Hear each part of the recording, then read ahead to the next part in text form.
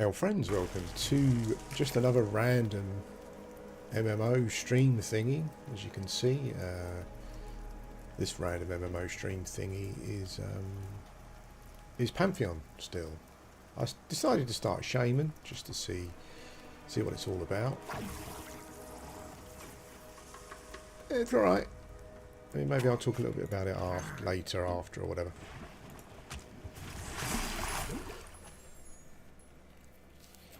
There's a strange thing with certain classes at the moment, and not all of them are from the same genre, as it were.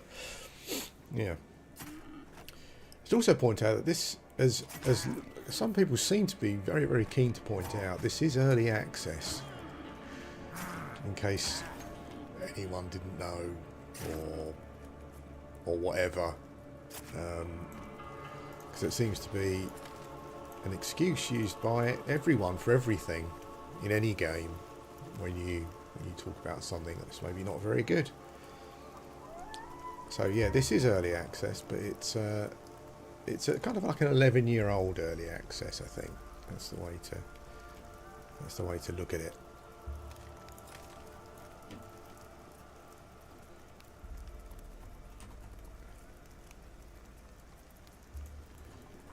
Those little moon hoppers are interesting. They only come out at night. I quite like games where certain animals only come out, or certain things only spawn at night. I mean, it's not new. EverQuest did it obviously a long time ago, but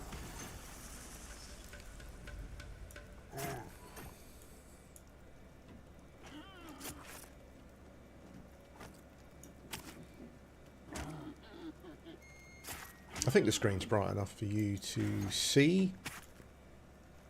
From what I can do is tell looking at I know that YouTube can darken the image sometimes, but I think it's alright.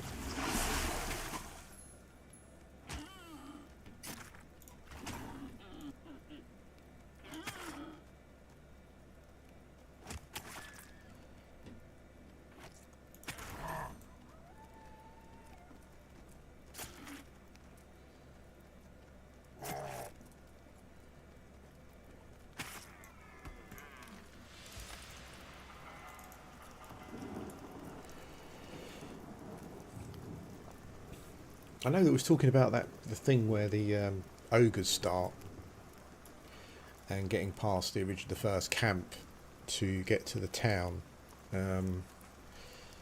Yeah, I mean obviously I'm sure the underground area where the ogre start's going to develop. I'm not sure if it'll end up being like a starter area for them, but I'm assuming at some point it will probably have its own introductory quest NPC, because certainly as an ogre, and I went back and tested it out, you basically can't run past that camp without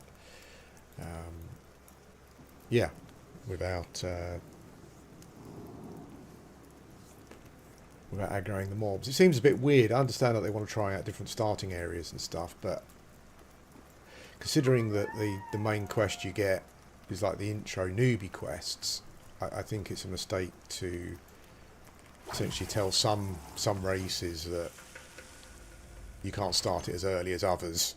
I mean, just have everyone start in the main area, you know, until you've got NPCs in the other sections, you know, where you can. Strange, but there you go. It's early access, but I just think that's a bit of a weird one.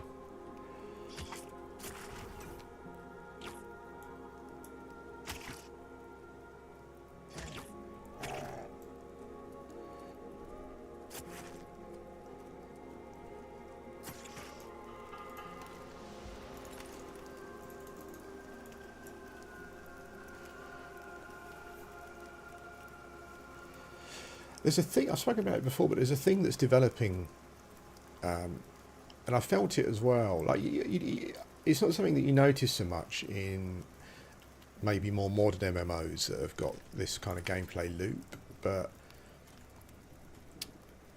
you kind of like, I mean, you could just kill an animal and then move on, but really you kind of feel that you kind of got to skin it, because otherwise you're not being as efficient. And you're losing out on something. But the gathering takes so long, it really increases the time between like kills, you know. and it's become more noticeable the more I play.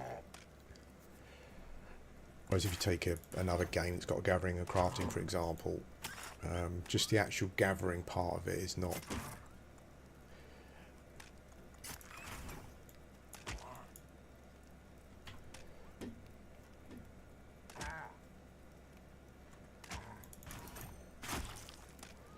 I kind of wonder if the game ever goes live and I play it, if they'll just have a character that just basically just runs around, plays it like EverQuest, or tries to play it like EverQuest in some form.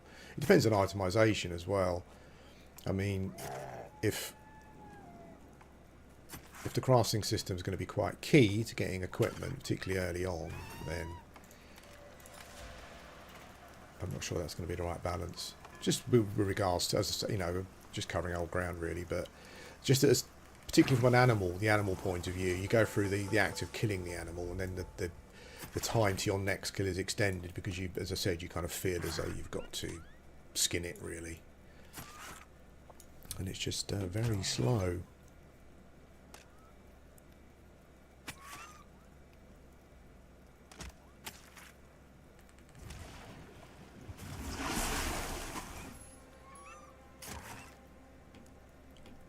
So what I feel the classes need at the moment is some identity, basically. So if you take some classes from different, even from different like sections, like tanks or whatever. So I've now played like, this is level 5. This dude, so, you know, I haven't played it for too long. And I understand that the classes will kind of build identity as you go along, but I just think from an early game point of view, just for grabbing people, so like the Dire Lord, the Warrior, and now the Shaman all feel very similar in the way that they play, and I think it's down to the building resources, using resources kind of thing. Like they've all got the same mechanics. It all feels like a bit of a one-trick pony now, where you build a resource. I mean, obviously they've got different spells, different names, but playing the Shaman here at the moment feels very similar to playing one of the other classes that I've been playing, because of how they all use a very similar mechanic to interact in combat. So I'm hoping that there might be some. I mean, assuming as they get higher, I'm hoping like classes have got more ways of playing. So like as a Shaman, I don't know, again I'm comparing it to EverQuest, which apparently appears to be a sin, but I'll do it anyway. Like you know, like root rotting or slow tanking, you got your pet or whatever. You know, I hope that we don't get locked into this kind of, like classes don't get locked into this relying on, like, is this going to be a game where you can't, where you're unable to dot up some stuff and then just park it, route it somewhere? Is it going to be that kind of game? Yeah, I don't know at the moment. That's a god honest truth.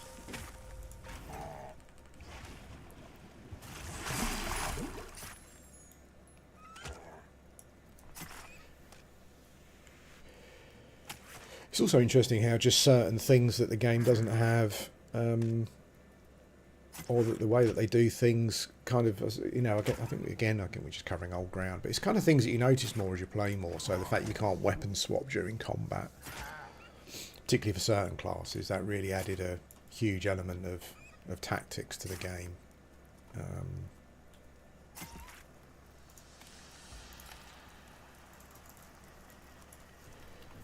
Things like you know, like an in combat and an out of combat phase for regeneration and stuff.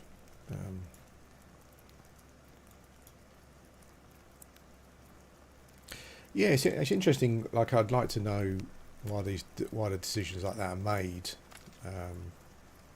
And I don't mean in like oh god, why is this like this? I mean like actual, like what the reasoning for it is, like why. Particularly from like some developers who worked on or surrounding EverQuest and stuff. Like, why is that?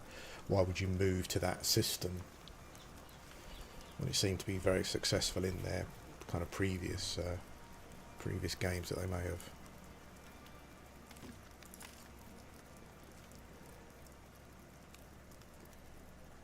Did some of the guys who work on this worked on EverQuest? I don't know. Did the Jopper bloke work on EverQuest? Doesn't even seem old enough. He must have been about 12 when he was working on it.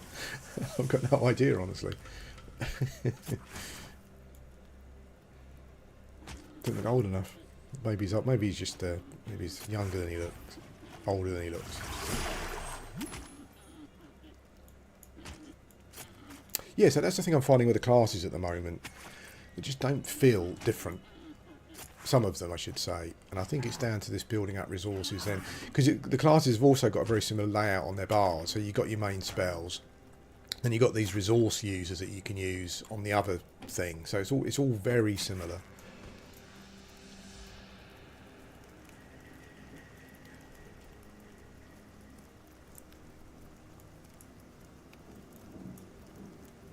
In theory, I guess you could say that a game that just got bars and whatnot is this is giving you more options, but I think it's what's removed from this combat that. So as exactly like talking about weapon swapping and mana regen and stuff. So like in this game, can you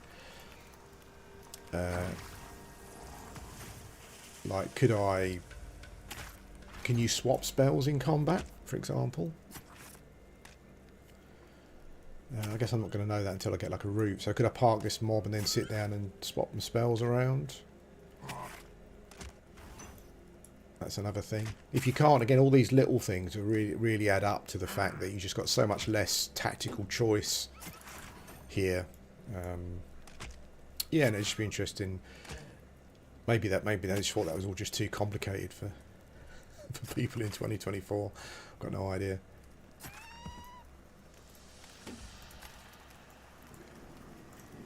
I think when you look at a game like EverQuest, there were so many things designed in a certain way that gave so much nuance to.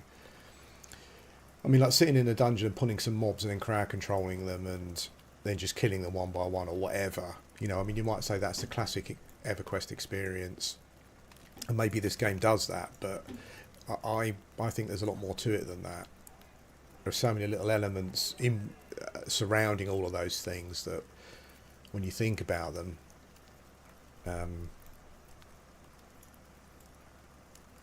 probably added more than just like simply just crowd controlling mobs and then killing them one by one.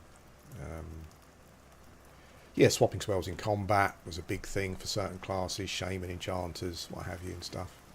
I think if all these things are not there anymore, it feels like a much more dumbed down experience. But then, as I said, maybe maybe people are just more fucking stupid nowadays and they just don't think that they're able to deal with that. I don't know. Yeah. Or maybe these are all things that they'll introduce over a period.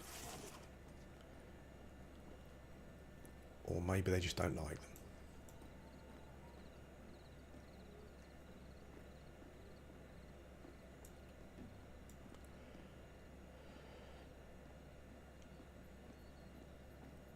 The other thing that's interesting, and it's not just like this game particularly, but other games as well. I watched an interesting video about accessibility the other day, and how everyone's on some, virtue signalling trip about accessibility in their games and all that kind of stuff. And it's funny how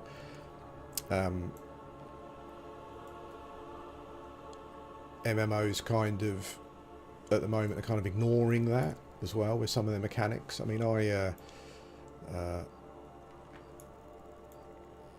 I generally am firmly against that kind of virtue signaling stuff, but there is certain elements, I think, where it's quite apt, I think. So like when you consider maybe how they're trying to recreate like EverQuest Darkness, whatever that was. I don't even really think anyone remembers exactly what it was. I don't think it's right on P99, for example. But how you're... and I saw some people talking about it on Embers Adrift, actually, about how they just couldn't play the game at night because of their, because of vision and stuff. I think some modern MMOs have tried to thingy that. Like sometimes, like I was kind of playing, I was trying to play the game up just one-handed the other day, and it's like game. So like New World, for example, if I see a local node, then I can basically just right-click it and my character. I mean, obviously not from miles away, but if I'm fairly near it, if I can right-click it, and my character will, you know, will just run up to it and start gathering. Yeah, and I think these are all nice accessibility features that kind of make sense outside of, you know, that kind of social, political thing that's going on at the moment. I don't know why I did that. That was the wrong spell. Yeah, interesting. I'm not sure if that's something that they've thought about, but so yeah, certainly. I think it'd be quite good if these games had some little accessibility things that just made it easier for, you know, people got, as I said, people gone about EverQuest Darkness and stuff. Well, first of all, this is not EverQuest. I don't remember things. This is like more classic WoW, so I don't remember things being so. It's funny how we've got this like. Everyone's got like a contradiction from some people where they go on about it being classic, etc. and whatnot, but there are many elements that are not. But they seem happy with that. But then if you kind of mention a system that was in a classic MMO. So you've got people kind of defending systems that weren't in a classic MMO, but they're also then defending systems that were, you know, kind of doesn't really make sense. As I've said this before, but it seems as though that there are some players who just go with whatever the developers are telling them because they've got some emotional attachment.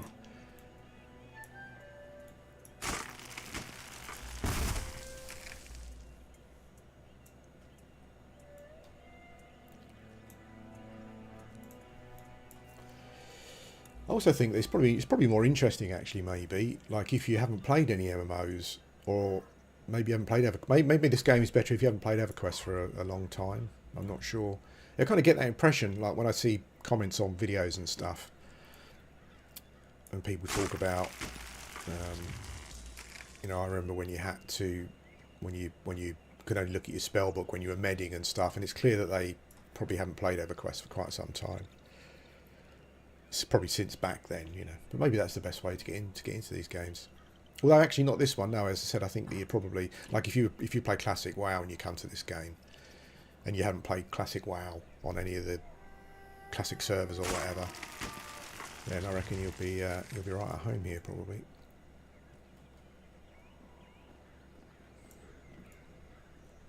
So something else I've been working on with regards to just some testing and stuff, and that is that there's two people I've seen running about who are around my level or a bit higher, and looks like they've worked out where all the ore nodes are, and they run around kind of gathering them.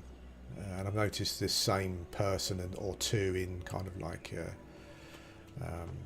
in like slightly different parts of this map, as it were, this kind of newbie zone, which is quite big. And I've kind of been making notes and stuff and looking at it, and essentially I kind of think that what I feared about the nodes thing is correct, because you've literally, I mean, I play off peak, and you've literally got two people running around kind of who know where the nodes are, and they just run from one to the other hoping to get them and stuff, and it's certainly created a problem with regards to availability. Just in general, and as I said, when I talk about this kind of stuff, I'm looking at it from the perspective of just a new player coming in wanting to do some stuff, you know.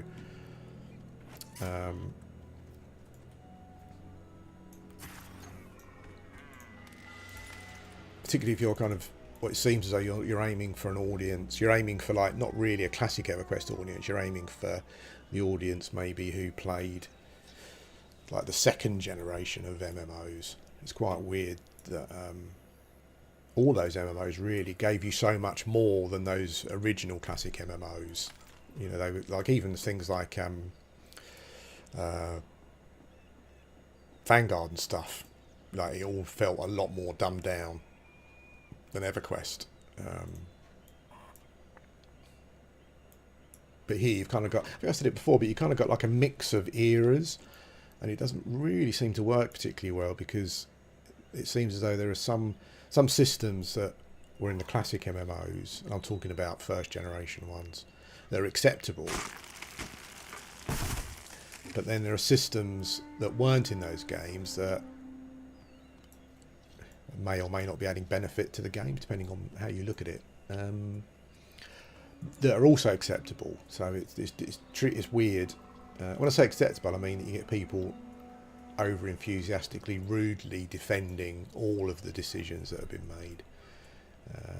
Yeah, it's quite a strange thing. But anyway, back to the nodes thing. Yeah, it's a real problem. I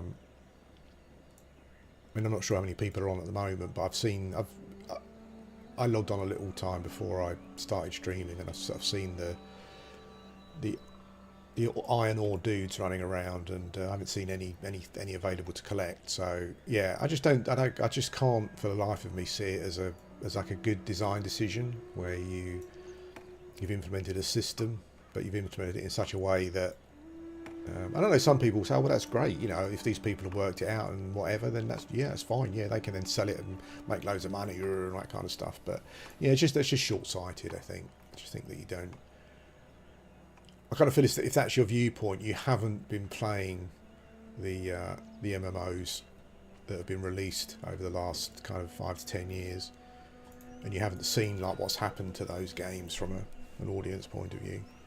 It's the same thing in every MMO, isn't it? I think that comes out. It's like, oh yeah, this is great. This is how we want it to be. You know, this is how it should be. And then yeah, 6 months later, no one's playing. And yeah, but there you go.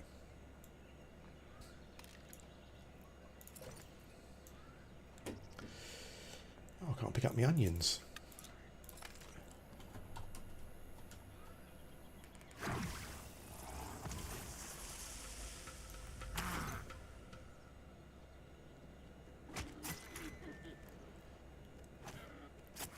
I keep getting teased by the ogres. I know it's an old art image, but on one of the loading screens, you've got the old ogre model. You've got like an drawing of an ogre, which looks far, far, far more attractive. I'm kind of hoping I can create that sort of ogre at some point. It's got like grey skin and tattoos, and his face doesn't look so derpy. But I guess that was... I seem to remember that drawing from a long time ago, so I guess it was probably like old ogre kind of thing. Maybe with that graphics engine in mind. I guess I've got to update their art maybe at some point.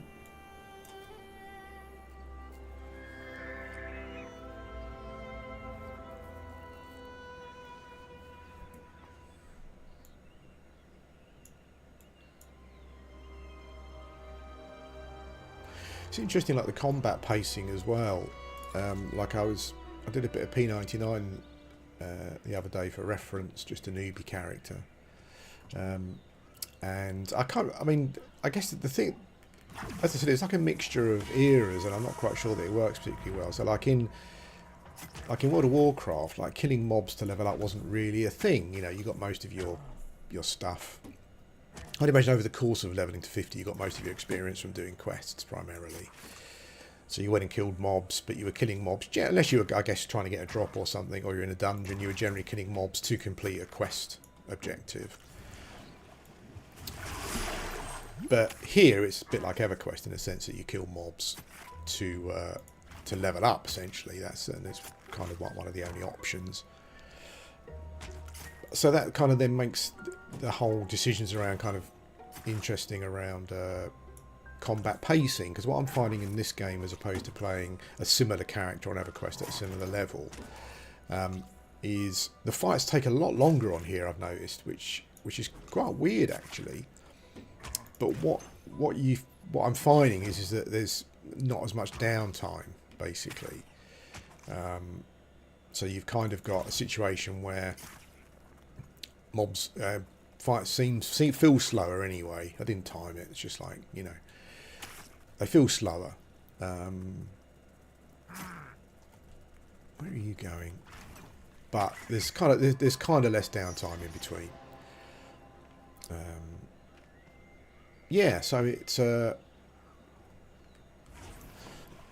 again, I kind of feel that this is something that some other MMOs have done, some other MMOs that have come out recently. it feels very similar to those games in that regard as well, where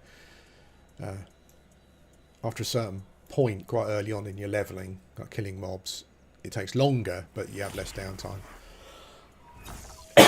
Excuse me. So I'm just chunking out random observations here that I'm getting as I'm playing the game. Probably not worth a cent.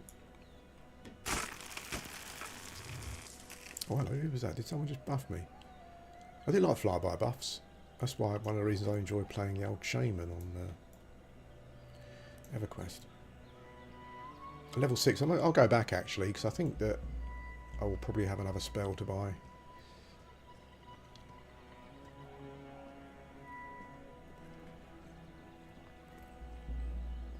Yeah, so like, just in my opinion, of looking at something that I've spoken about before, if you're really into gathering and crafting, then I'm not actually sure that this is the game for you at the moment. Particularly if you like your iron ore crafting or your blacksmithing or whatever. I'd imagine that's probably the most popular one, along with food, making armour and weapons for people.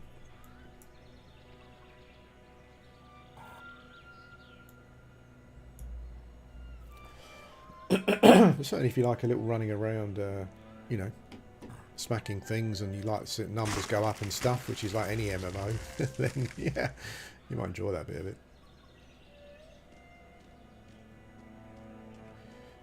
Hey mate, how you doing? Hope you're well.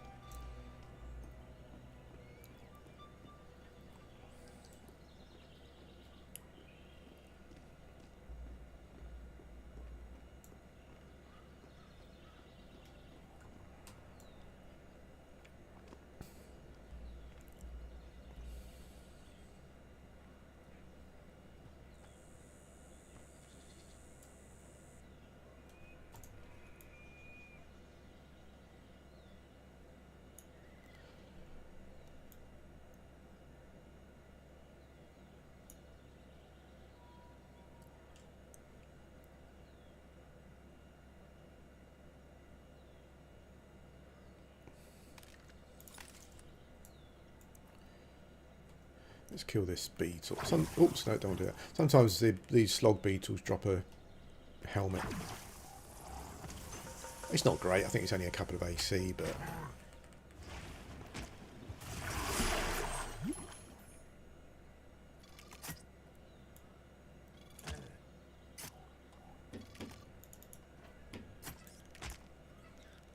it's weird as well. Where and this was just something that, again, like, is very noticeable from the other MMOs that have come out and are not doing so well now, is that there's hardly any activity with regards to like selling and buying stuff and whatnot.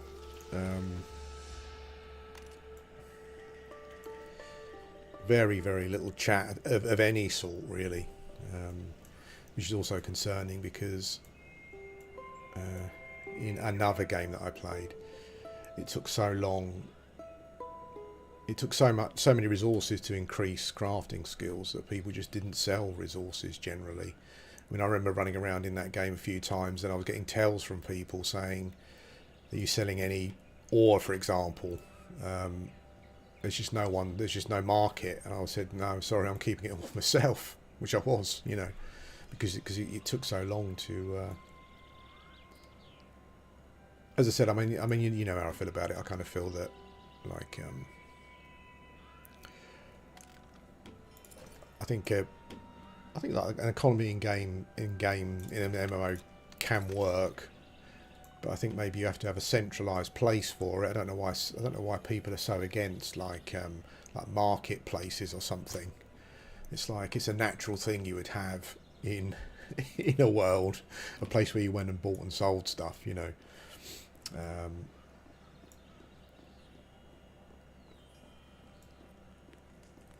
But also the other thing that it feels like is that people are just not selling stuff, it seems, you know.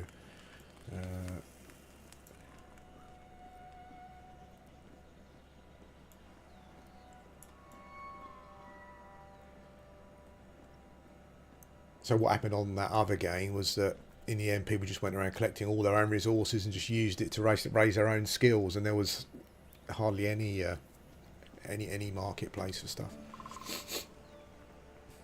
But there you go. There you go. What have we not got?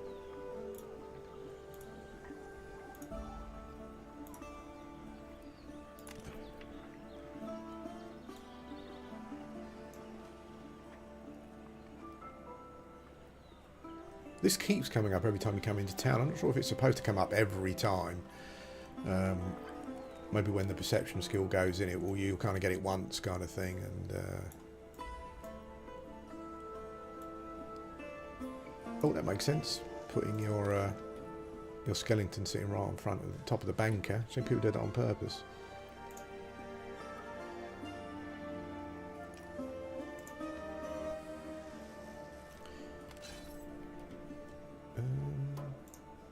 Yeah, it's annoying. Things just still don't stack.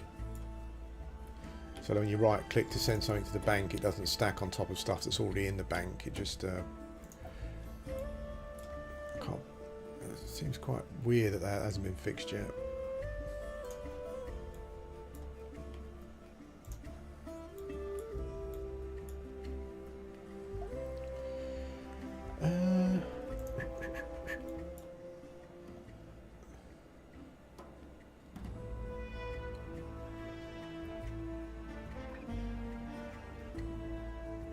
Start as a snail.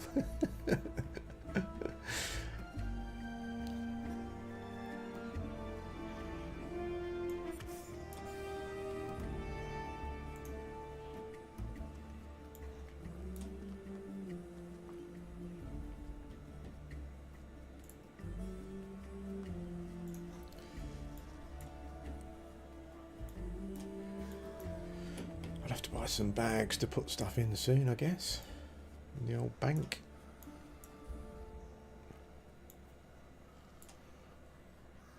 I think snake scales I need for a quest. I'll just sell all the other crap. Can't be bothered, honestly.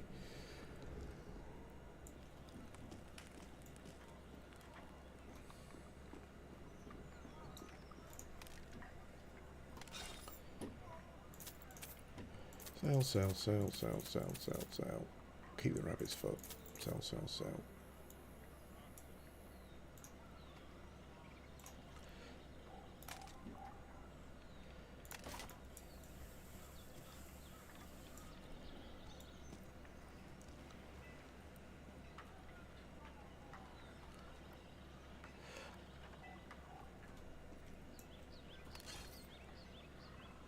I didn't have enough to turn in. No.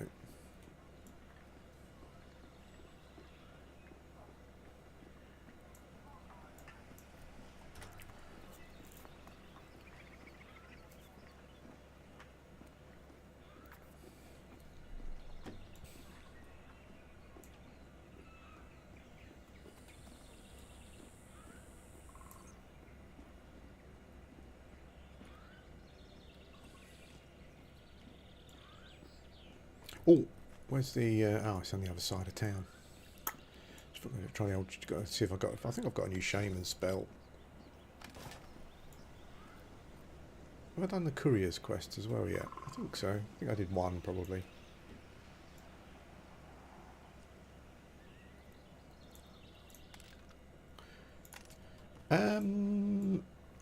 Not a huge amount yet, I don't think. When you look at the, I guess when you compare it to the quantity that like monster memories have shown off, then no, not really. It's mostly kind of like summery, foresty type things, or I'm not sure if it's going to be like a weather system beyond.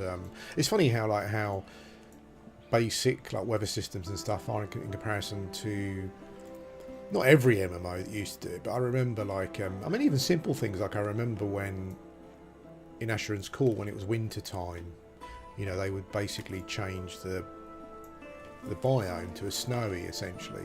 And it really had, like in the autumn it would be raining a lot and the trees would be different, that kind of thing. Yeah, those kind of like immersion things are just so basic in MMOs at the moment. I mean, New World makes a vague effort of sprinkling some snow around at Christmas around some of the towns. But yeah, I mean, Asheron's Call just had a different texture set for when it was winter. It was pretty cool. Worm Online does it as well, actually.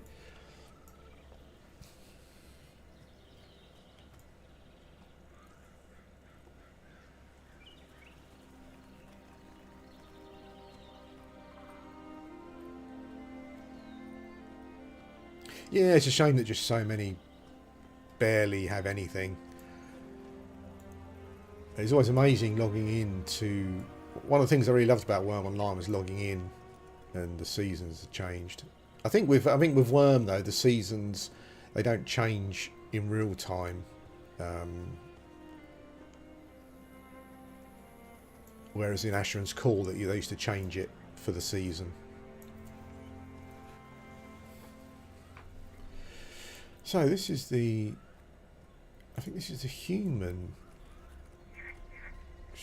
Shaman settlement. But I'm assuming that I can still come here and buy stuff. I don't think there's any faction thing involved at the moment where people kill ogres and stuff.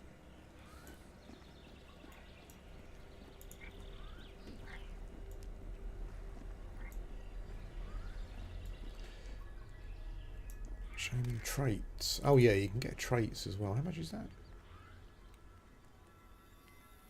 Get that's 1 wisdom. Okay, I don't think it cost anything actually.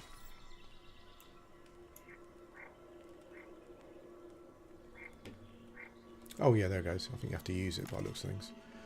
So every 5 levels you get this thing to use. It increases a stat. Quite nice to go on a little quest to do that actually. Right, decrease weathering. We haven't got that. We haven't got that. Deals minor fire damage. I haven't got. Okay, so 3 spells we haven't got. I don't want to get them all actually. We'll buy the buff and we'll buy the debuff.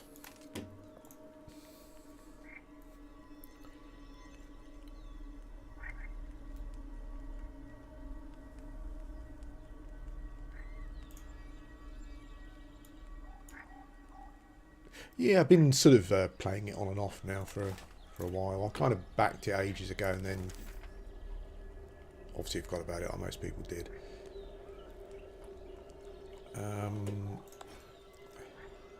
Weathering, okay. Fanged Bite. Causes your next Fang spell to...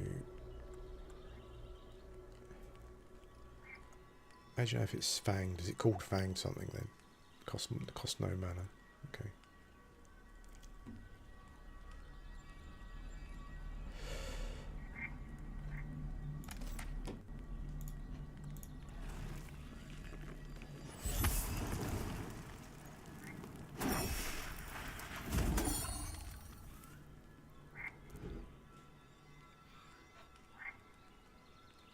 Oh, there's a fang spell.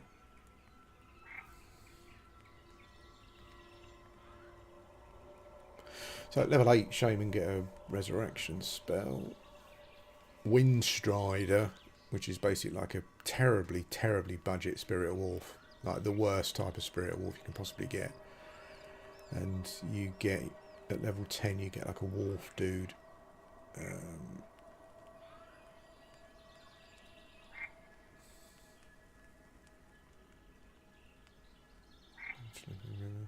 There's a couple of interesting spells here that I like the looks of. Like you mark tactics wise, this would be a good spell. Walk the Ages. You mark a location, and then if you use it again, it teleports you back to that location. If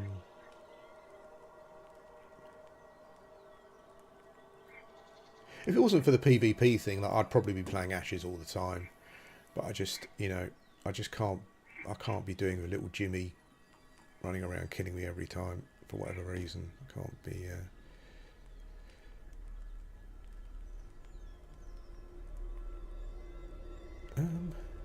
well, I hope that's a bug. 50 gold. It just goes up to 50 gold. But there's level 41 that's 5. I imagine that should be 5, maybe? No idea.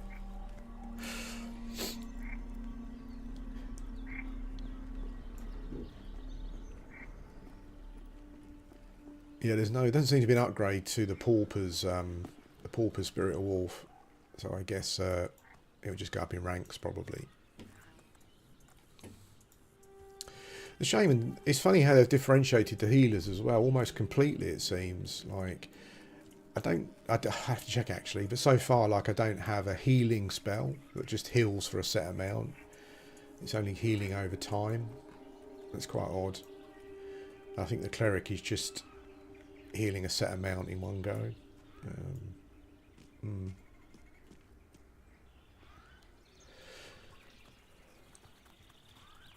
Let's kill this poor dude.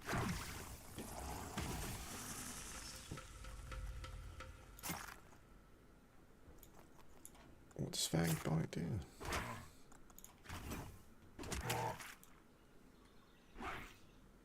Yeah, Ash is looking at it. I think I would really give that a good go. But as I said, I just can't. You know. I know they go on about, oh, we've worked out how to stop people griefing and stuff, but, you know, the last thing I want at my age is like Master Beta 69. Just like, you know, camping me or whatever.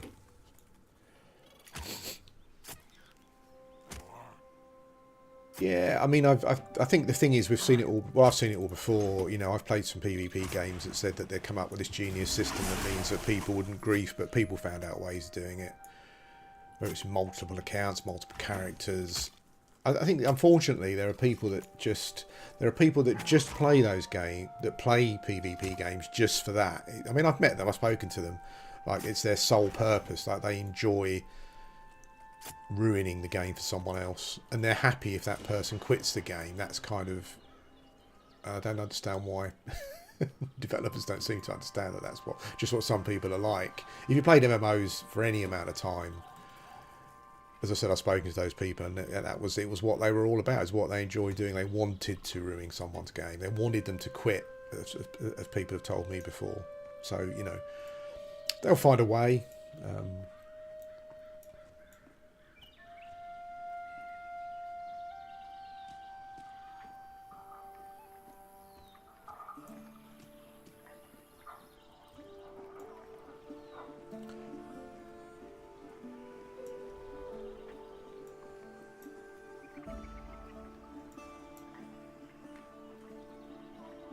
I hope some of the other zones change a bit from a biome point of view quite soon, because Dwarf Shaman, I was kind of thinking about Dwarf Shaman as well, because oh, thank you, dude. Because yeah, there's a big area here that is just the same from a biome point of view, so I hope that things get changed. It's weird though from a biome point of view, isn't it? And also it's kind of like, I mean, I think that's why Asheron's Call got it right, because it's like you move from a summer biome to a winter biome. It doesn't really make any sense, particularly. I guess if they, you know, if they kind of gradiate it a bit, maybe it's all right. But it was nice logging into a game and it was just winter, like everywhere, kind of thing.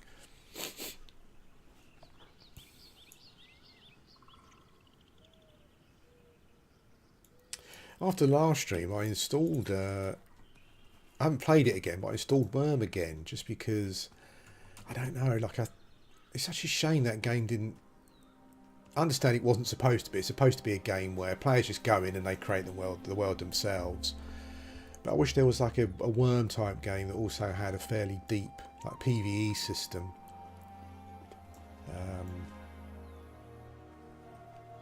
Yeah.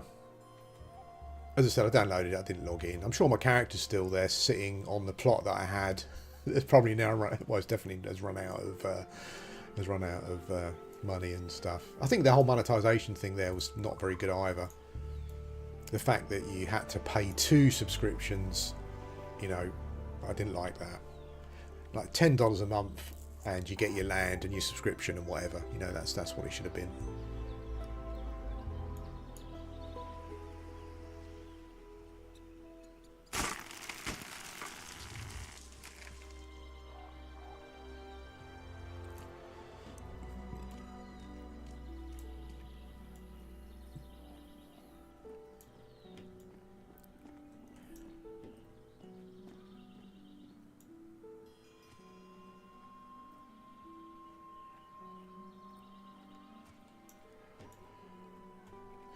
I think it's interesting. I thought about it afterwards, but there was when we talk about systems, how they're implemented in a game, and how, well, I like it, so it's fine kind of thing that you get. But you also get like it forces people into this behaviour, or it's what people want, and we call that. I'm not sure if anyone knows what Felucia, I can't remember the pronunciation of Felucia is, but it's like the Felucia fallacy. So it's a bit like the WoW Classic kind of fallacy as well, where back in the day, when the Ultra Online population was dropping, they released a separate shard world that was the same as the first one, the original one, but it was PvE. There was no PvP in it. And people were like, oh, no one wants that. Why are you doing it? You know, it's like, and essentially everyone wanted it. And the PvP shard ended up being pretty dead. Because it's like people were doing it because it was an MMO to play and there wasn't much else to play at the time. But then when competition came out and people thought to themselves, well, look, I was playing it at Ultra Online because I love a lot of the systems, but I don't want to worry about running around getting killed. The population starts to drop. But there's a small minority of people who think that's not the case, that everyone wants the game to be like they do, or if not, you know, they think that there's enough people who want the game like that, and I think that's the mistake that this game can make with regards surrounding certain mechanics, and the mistake that the other games that have made is that people are not giving games as much time because there's more choice. So back in the day, so if Ultra Online was released, so say Ashes of Creation is probably a more apt comparison. So Ashes of Creation comes out.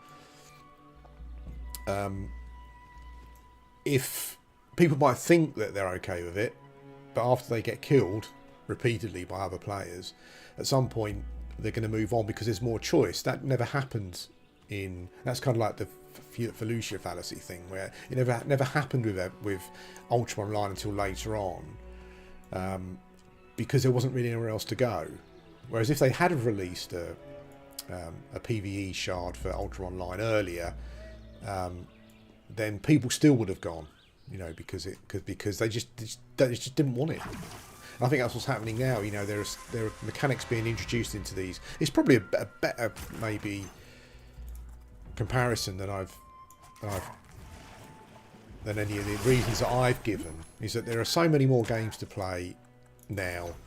And if your game doesn't grab someone straight away and there are some mechanics that they don't like, it's not like Ultra Online where it's kind of one of the very few games to go and play.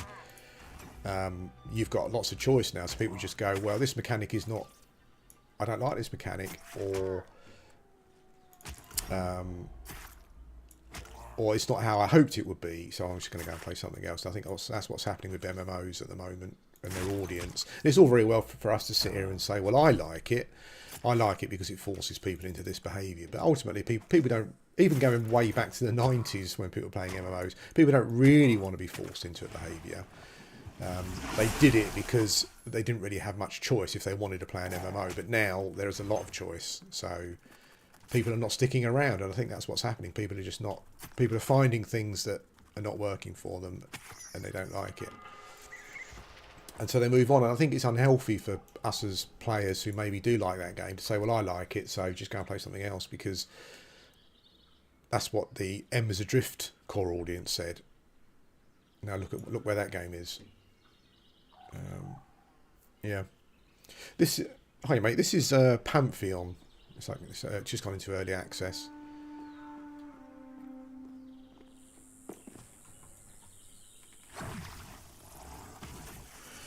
I think it's available on Steamy McSteam as well, so.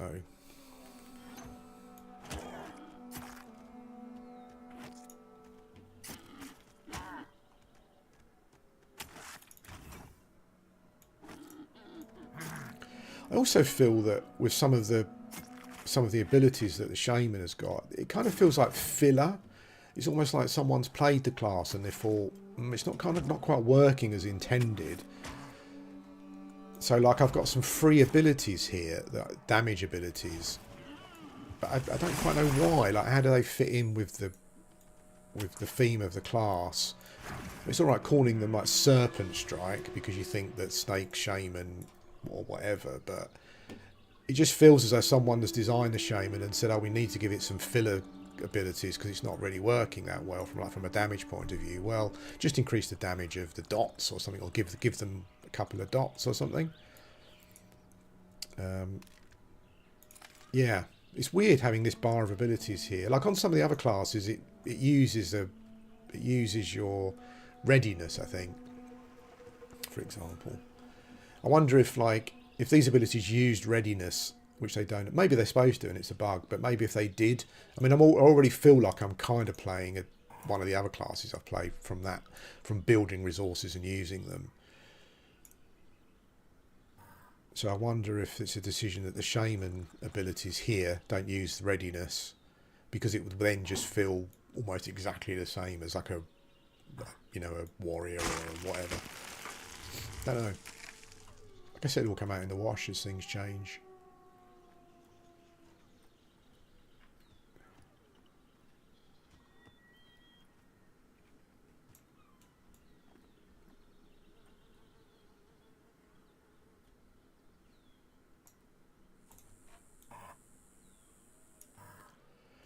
But Pantheon combat feels very much like WoW Classic. So if you kind of like that, it's very much use abilities, wait for cooldowns. Essentially, it actually, I don't really think it's any quicker than Embers Adrift from like a killing a mobs point of view. In fact, like my guy killing blue mobs here. I think it's designed very similarly to Embers Adrift in that kill time is not quick, but there's not as much downtime as you might find like in WoW, for example.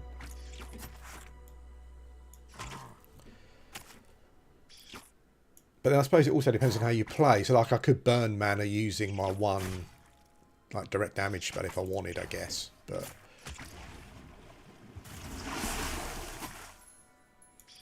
it also, what I was talking about with these abilities, it also feels like with this ability as well, Ancestor's Rest.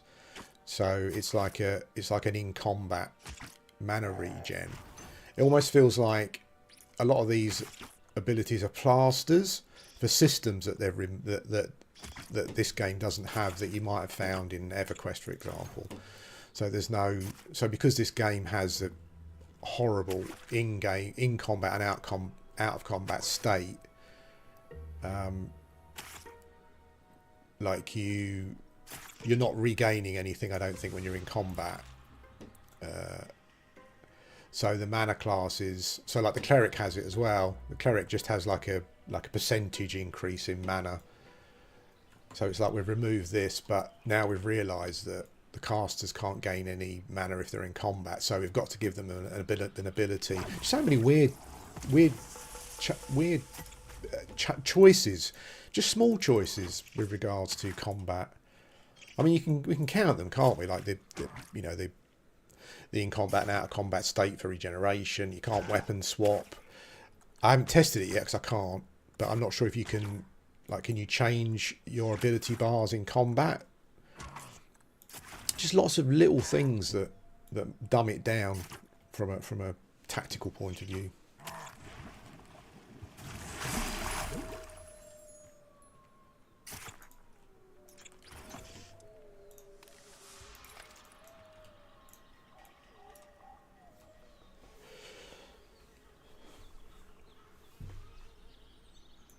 Well, actually, to be honest, even though it's in early access, I would probably rather play this at the moment. I mean, I think, I'm not sure if Embers Adrift is still like free to play at the moment, so I was thinking about going back and giving it. The problem with Embers Adrift is that it doesn't. It's taken all of the things that people disliked about. The thing with Embers Adrift is that I spent less time playing that game. I spent more time running around trying to fix problems. So that game has got the whammy of like leveling taking 10 times longer than classic EverQuest. You've got armor degradation, so you have to go and repair your armor. You've got like a a permanent stamina loss over time, so you have to go and deal with that. You can't gain any extra. You can't make yourself any extra inventory bags. So yeah, I spent too much of my time running around to a town, repairing my armor, emptying my bags, and it just takes too long to level. And if you want to log into that game, you know, you got an hour spare and you want to log in and play it, it's just not, you know.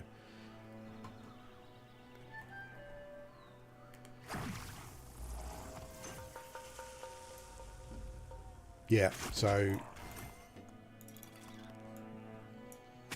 saying that, I mean, I did see I did quite enjoy I quite enjoyed this part of Embers Adrift when I was actually playing the game. I mean, this game you can increase your bag space, so it means you're returning to town less. There's no armor degradation or weapon degradation, so you don't have to keep going and getting stuff repaired.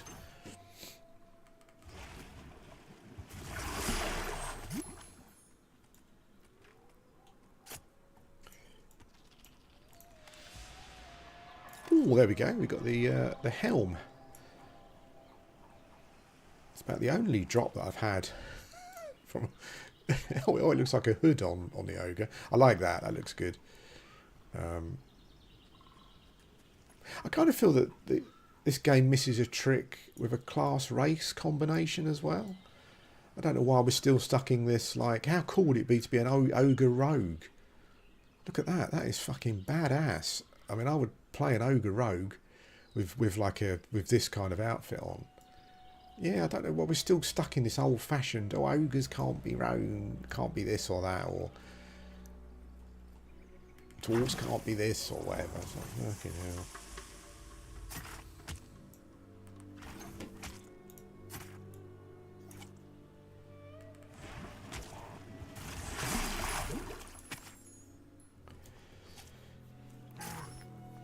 Like, to be perfectly honest, and I know that on the stream the other day someone said, "Oh, play games you don't like." It's not. I don't think it's got anything to do with that really. I think that what I like about Pantheon at the moment is the same reason that I like about New World or that I liked about Embers Adrift or whatever, is the fact that I'm just running around in a world repetitively killing mobs. It's just what my brain likes.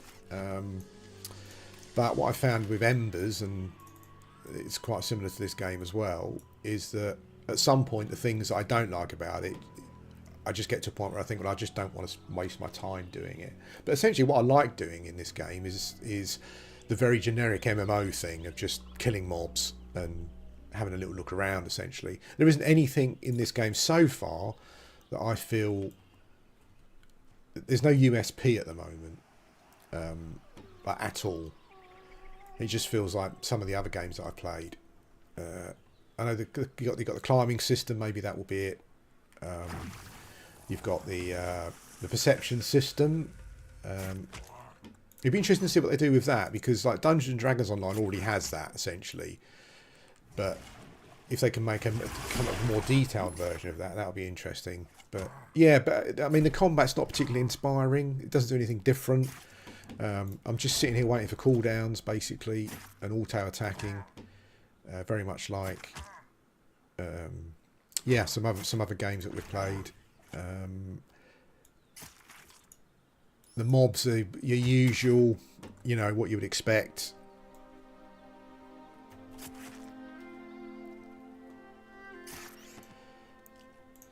As I said, like what I'm doing now are the things that I liked in Embers Adrift.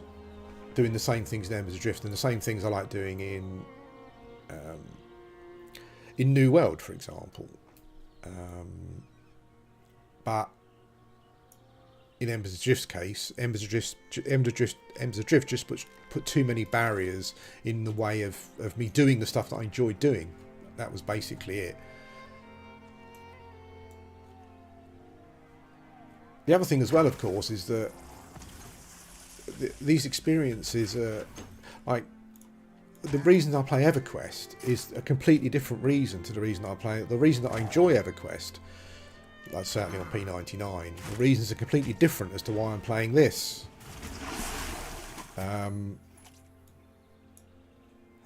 Like I play EverQuest for the immersion of the world, which I don't think any of the other games kind of matches.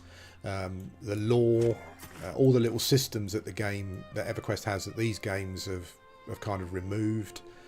And also, I just think that from a combat point of view, you know, the tactics of combat and the things that you can do in combat. Why is it? This kind of feels very, very dumbed down in that regard. So yeah, what I'm trying to say is that I'm playing this game at the moment because I'm running around an environment, killing mobs and gathering some stuff, and that is really the only reason.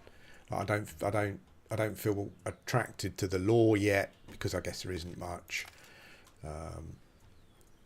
The combat feels quite dumbed down in comparison to EverQuest, so I'm not playing it for that reason. I'll just go and play EverQuest if I wanted that. Yeah, the environments are not particularly appealing. I guess I don't know. Maybe the person, maybe when someone says, "Well, what are you playing it for?" Then maybe they got a point. I don't know. I think it's as I said. I think at the moment it's because my brain likes this kind of, my autism likes this kind of thing. So that's probably why. Oh, absolutely, yeah. I mean, this is like if someone sat me down and said, what do you think this game is a spiritual successor to, then I would have said, wow, classic, absolutely, 100%. I mean, really, the combat and stuff is nothing like EverQuest. I don't know why. I mean, people really seem to be, and again, this is not a criticism of the game. It is what it is, and it's doing what it is. It's doing its own thing. But I don't understand why there is a certain group of players, and these people don't even seem to have played EverQuest for 20 years, who want a game to be like EverQuest. They're desperate for it. Why they don't go and play P99, I don't know, because many of them haven't. And they're caught up on this old school thing, and they want this game to be like EverQuest so much that, you know, they just can't see that it's not. But no, you're absolutely right. This is somewhat, yeah. If I just played this game just now for the first time and said, what does it feel like? It feels like wow, like classic WoW, you know. And some people kind of take that as a criticism, and it's not. It's just how it is. It's how they've designed it. That's life, right? But I think it does mean that those of us waiting for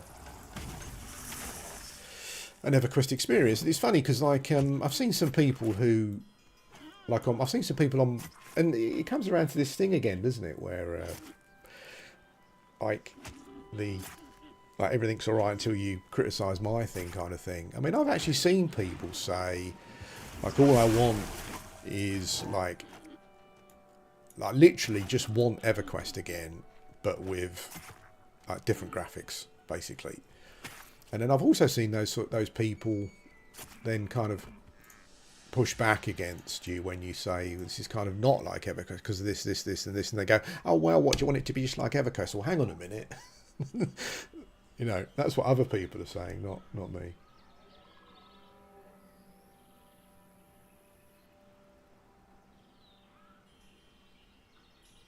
Yeah, you hit the nail on the head. Like when I say this, like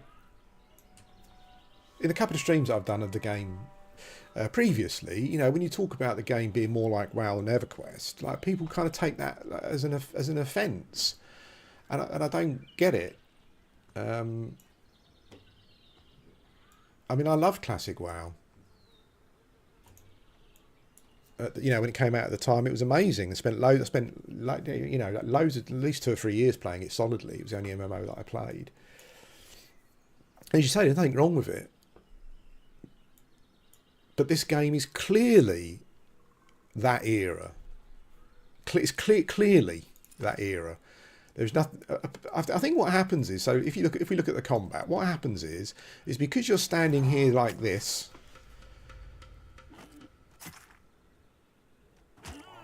then this makes it EverQuest. They seem to have got it into their heads that like the 6-second tick, you know, like auto attack combat type thing is an EverQuest exclusive kind of you know, system. And this is kind of really how most games operate, unless they're trying to be like a more arcadey type. I mean, even New World has like cooldowns, and that's more of like an arcadey kind of feel for combat. But sorry, yeah, I mean, you're absolutely right, yo. It's a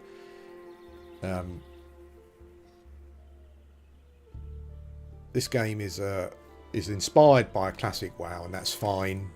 But there are some people who don't want it to be that way because they're, as I said, you know, like some people wear the old school badge as a badge of honor kind of thing, and they don't, and they just don't. Yeah, they just don't want to see that's what it is. So they want it to be EverQuest so much that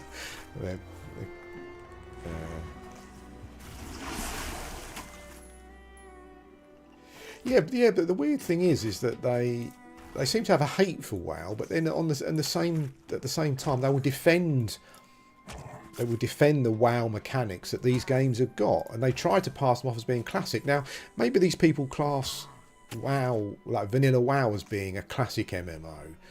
I don't know, and if that's the case, then that's fine. That's, you know, it's down to them. But I think most of us who are actual old school MMO players don't regard it. I regard WoW, even WoW Vanilla, I regard it as like a second generation, maybe even a third generation MMO. If you're looking at the timeline. But yeah, I've seen it a lot, but it was the same in Embers Adrift as well. I'm sure it'll be the same in Monsters and Memories. You know, people want it to be something so much that they just, they just... I mean, it is weird though when you see it is weird though when you see. I mean, to be honest with you, with this game, I haven't really taken much notice of the discourse on Discord because I was sick of it on Embers Adrift. But in Embers Adrift, you would literally have people saying that the systems are old school, and you would go in and say, "Well, no, hang on a minute, I'm literally playing EverQuest now, classic EverQuest." And recently I've literally played Camelot and Asheron's Call, because you can play all these games like on on emulator now, and they're very accurate. And it's like, no, none of these systems are in that game. Oh no, yes, you know, you go, no, you can play those games now, and they just won't have it. You know, it's like, I mean, Embers Adrift, there were some systems that I remember discussing that were clearly from WoW, but people were adamant that they weren't. You know, that they were from EverQuest. They just weren't. It just wasn't a thing.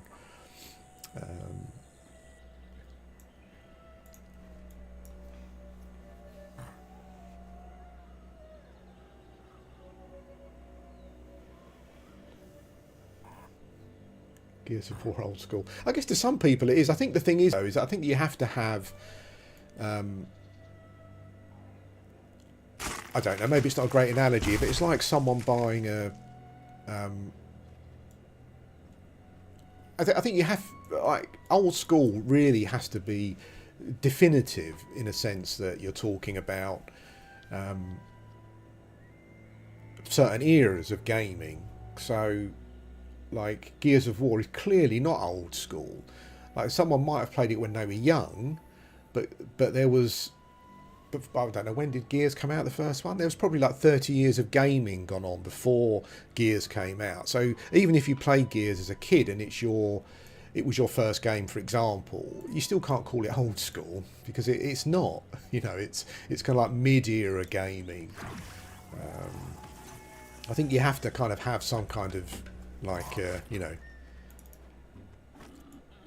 I mean, you wouldn't buy Georgian furniture and call it Edwardian or whatever. You know, it's just stupid. It's like you have to follow the eras, even if you only started playing games 20 years ago. You know, there was 30 years of gaming before that, so you can't just, like, you know, it's weird.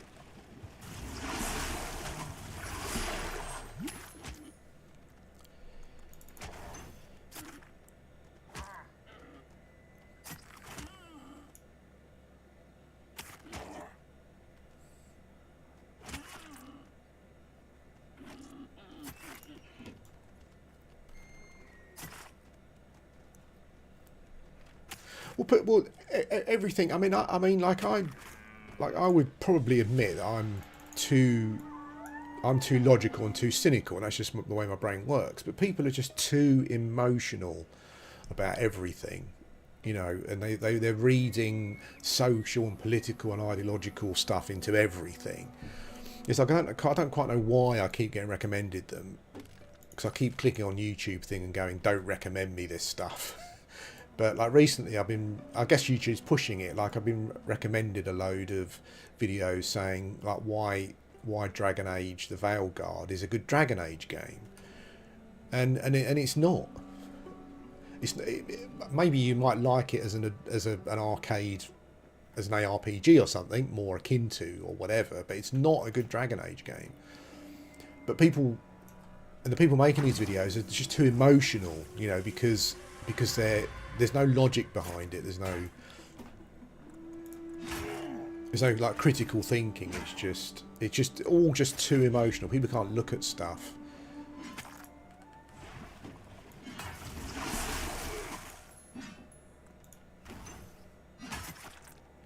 Like, you don't agree with me, so that means you must be on the other side. You know, it's like you have to have a side.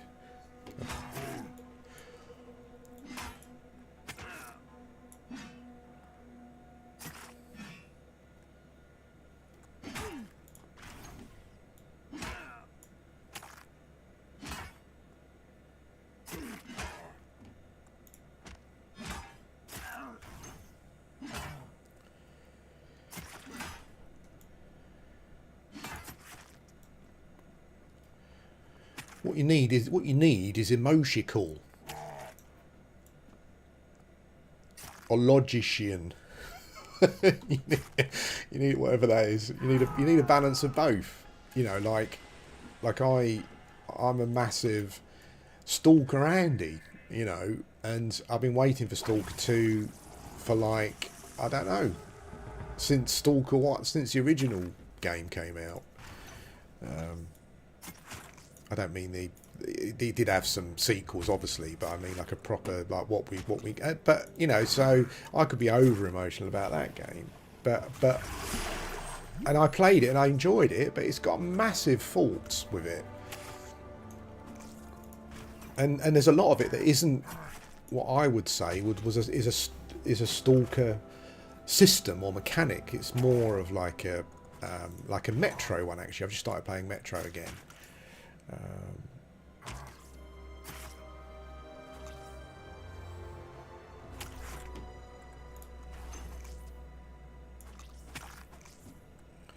Yeah, but people try to use the old nostalgia thing, but I don't get that. It's about like when I play P99. It just feels completely different to all the other MMOs I'm playing, and that's fair enough. Like it's EverQuest, in my opinion, it's the greatest MMO that's ever been made. Blah de blah de blah. But it's more than just that. It's like when you like for a long time when I started playing P19, I didn't really analyse it at all, like how it worked. When you sit down and analyse how classic EverQuest works, there are so many elements to it. And one of the reasons that people didn't like WoW is because WoW, as much as I like WoW Classic, it removed a lot of those elements. And these games are very similar to that, but they don't seem to get the same. They don't seem to get the same vitriol thrown at them, you know.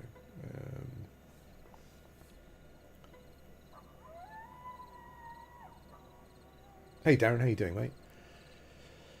Yeah, so I guess that's kind of the thing that I'm confused about. Is like from a like a player based point of view, like why this, like what is this?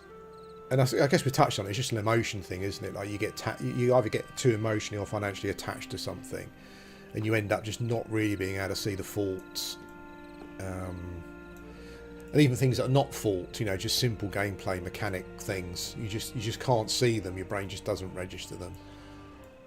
And some people might say that I'm seeing them and I'm talking about them just because I'm hating on it, but it's not. Like, I'm trying to look at it mechanically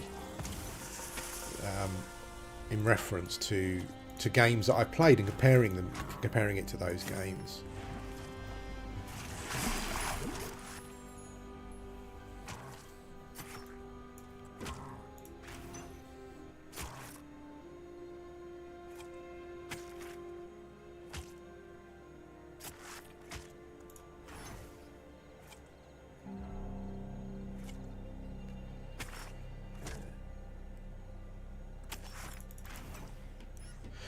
I started playing Metro again, as I said the first game, and it's amazing how they just got some stuff so right in the game. Like, cause I'm listening to the book as well, and I'm not sure if it's the same actor, but I don't think it is. No, but the guy that reads the audio book, there's a character in there called Khan, and I just met him in game yesterday, and the guy they got to do the voice acting, just exactly how I imagine the character would be.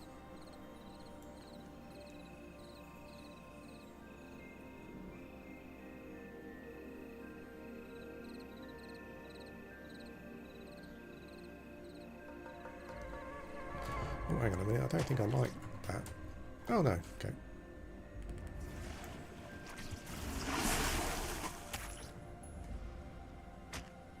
Well, I think, I mean, the thing is, there's no need to see it as a slight. I think is the thing. Like, there's just no need for it.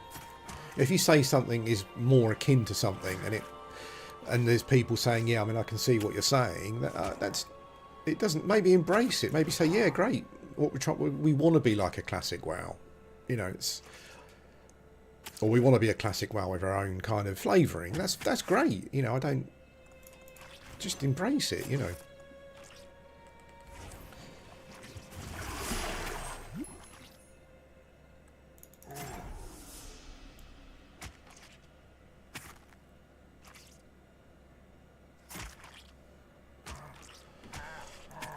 I'm running it on, you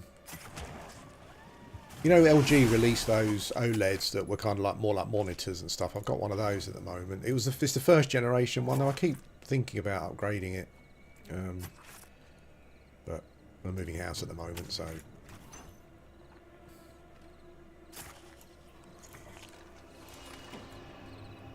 You have to be careful with it though, because like some games don't like the OLED plus the implementation of Windows HDR, so sometimes you just get some like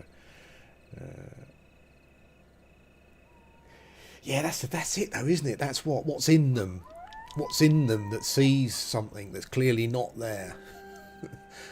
You know, I don't know. Maybe they'll say the same about me, but I like to think that even though I might come on here and kind of seem like I moan about stuff, there is a lot of rationality to it. Like, I'm comparing it with something. I'm not just. But anyway, I don't know. I don't know.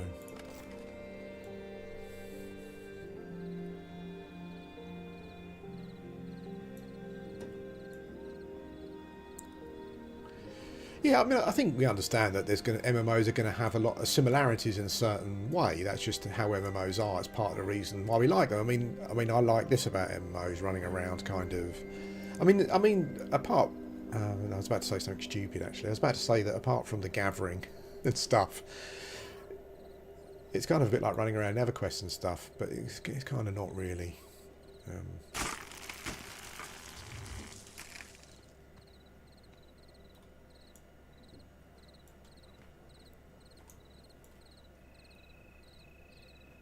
I think also, like, I think I would give props to. I mean, this particular game had a lot of problems as well that people didn't particularly like, but I would give props to an indie MMO, and that's Project Gorgon, because that was on a very, very small budget and a very, very small team. I think it was like a husband and wife, Asher and School developers who did that. And I know there's a lot of things about that game that people don't like and they've told me about, but that game like really did have the guts to try some stuff that is still unique amongst MMOs. So I would give that game props. They really some of the elements people didn't like.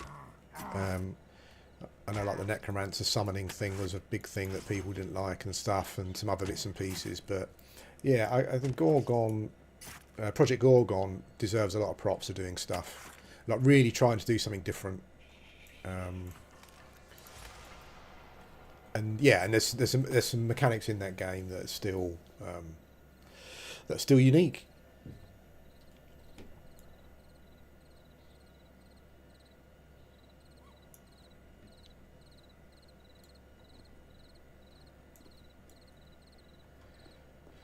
In fact, I kind of feel that if they had a slight rebalance of that game, I did find it. There's just some elements of it that are just too grindy. It's like too grindy. I think it goes over the top, like some of the games. But yeah, I mean, a slight rebalancing on that, I think it would be.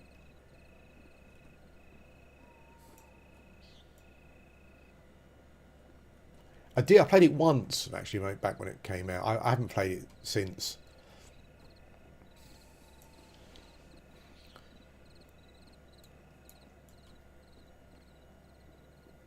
Yeah, it's like I wonder if like cool things about an MMO don't have to be the mechanics all the time and stuff. It's like, I know some people who maybe like more like high fantasy, like might find some elements of Project Gorgon just not to their liking. Like, so like, you know, being able to turn into a bunny rabbit and like to be like a bunny rabbit monk kind of thing, or something. I mean, my character on there is a giant bat, and he's kind of like permanently a giant bat unless I kind of go through a quest or whatever it is to get rid of it, or heal myself of it. But I like that because I'll kind of role play some vampire bat type thing in the game. And I do wonder, like, yeah, when I've spoken about these games feeling quite generic, it's also like there's no original thought either. It's very much like a template that they're using, and then they expand on the template a bit with some of their own ideas. But like when I think of stuff like what Project Gorgon's got, like you catch lycanthropy, and so you're a werewolf.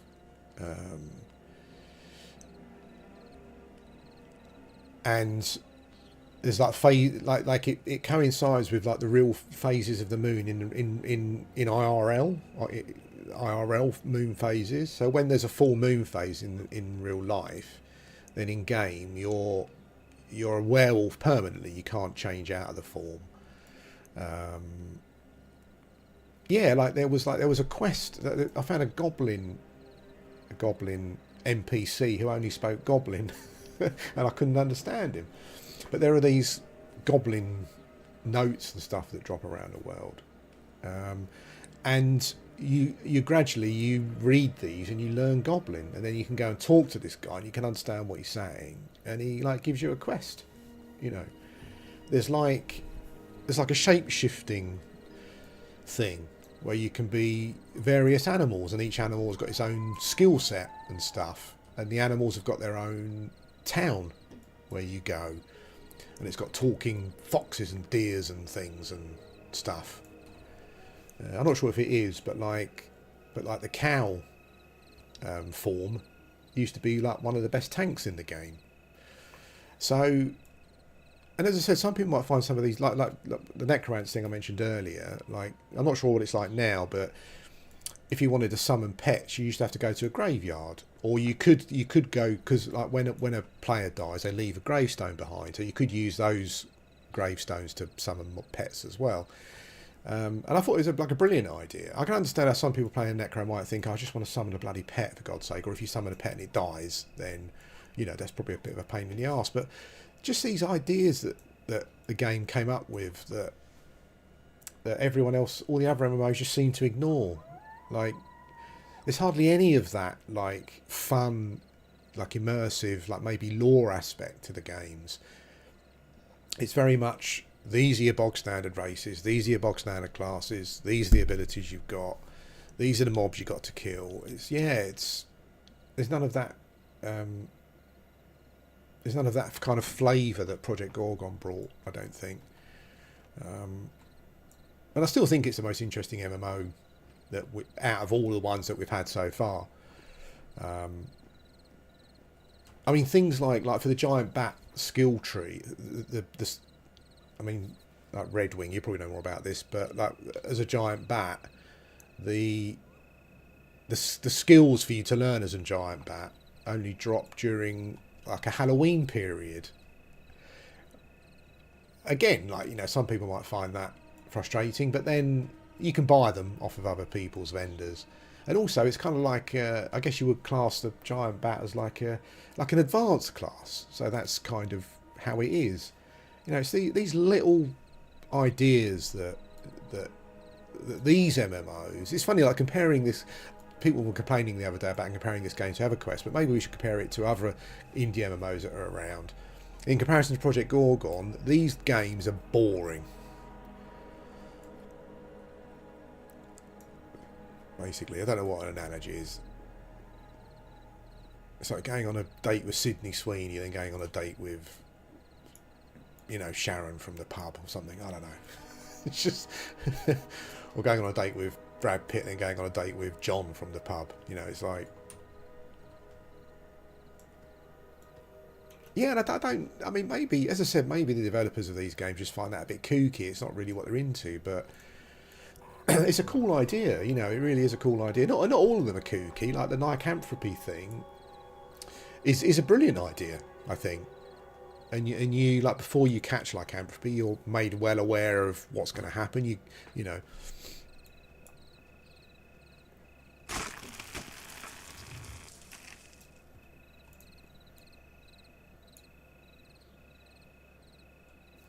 Yeah, I think that's the great hope. That's the next great hope, anyway, that people have got. But yeah, you know, we've got to wait and see, haven't we? I think.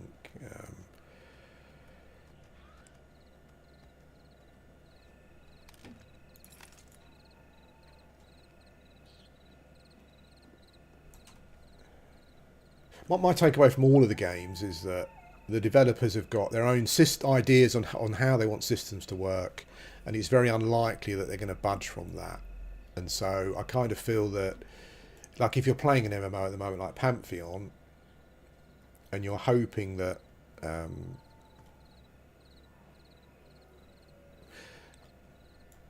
and there are some systems about it that you don't like that you're hoping are going to change, I would probably suggest that maybe it's not the game for you, because they're probably never going to change. That's the experience, I think, so far that we've had.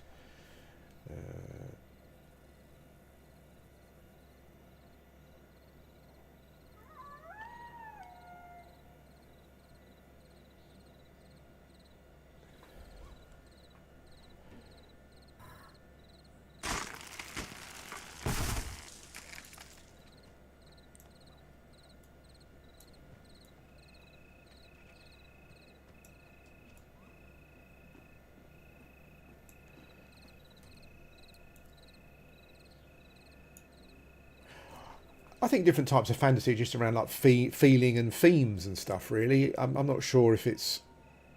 I mean, as I said, like Project Gorgon is a fantasy MMO, but, you know, you can turn into a rabbit, and some of its skills, like I think it's got like a skill that's called like Bun Fu or something, you know, so that kind of like more jokey kind of type thing I wouldn't class in the high fantasy kind of bracket. I guess if you look at like books and stuff, I don't know. I guess Game of Thrones would be considered high fantasy. Maybe. I guess maybe something that takes itself more seriously than having like Bun Fu in their game or whatever. I think maybe.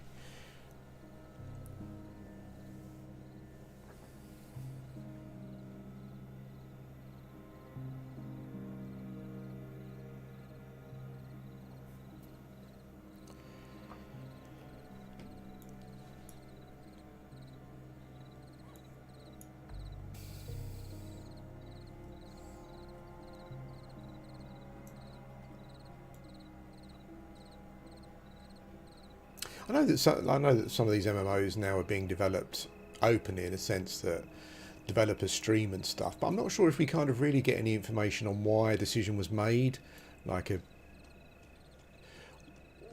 what's the thinking behind a certain mechanic or spell or ability, like what was the thinking behind it, what was the developer chat about surrounding it, you know, why did they think it's a better system to implement, for example. I mean, I personally think that the dropping spellbook system in Monster Memories is a terrible idea, but that's just my personal opinion. I think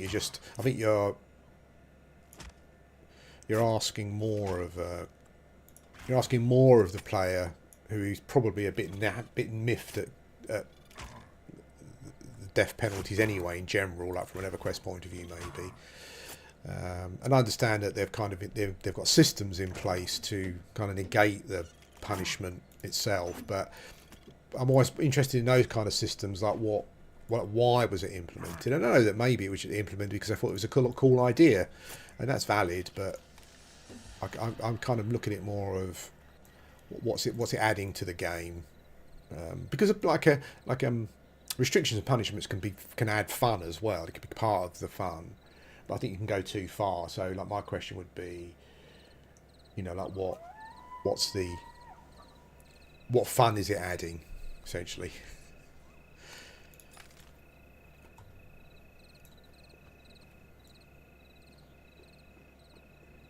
Because things can be a bit like po-faced at the moment, can't they? It can be a bit like, oh god, it's a bit.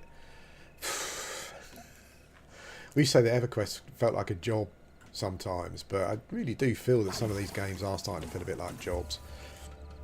I think it's an identity thing as well, as that we were talking about. I think these games are still looking for their own identity. I think one of the issues that Embers Adrift had was one of the big things that people mentioned was the fact that there wasn't really any magic in the game. But also, I think the graphical style and stuff, it was quite like generic Unreal kind of thing. It didn't really feel as though it had its own identity in that regard.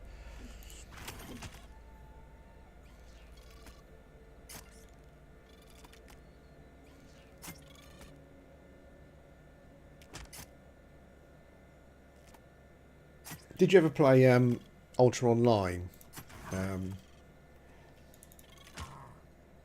OWL or AI? Not sure what they're supposed to be. OWL, I'd say.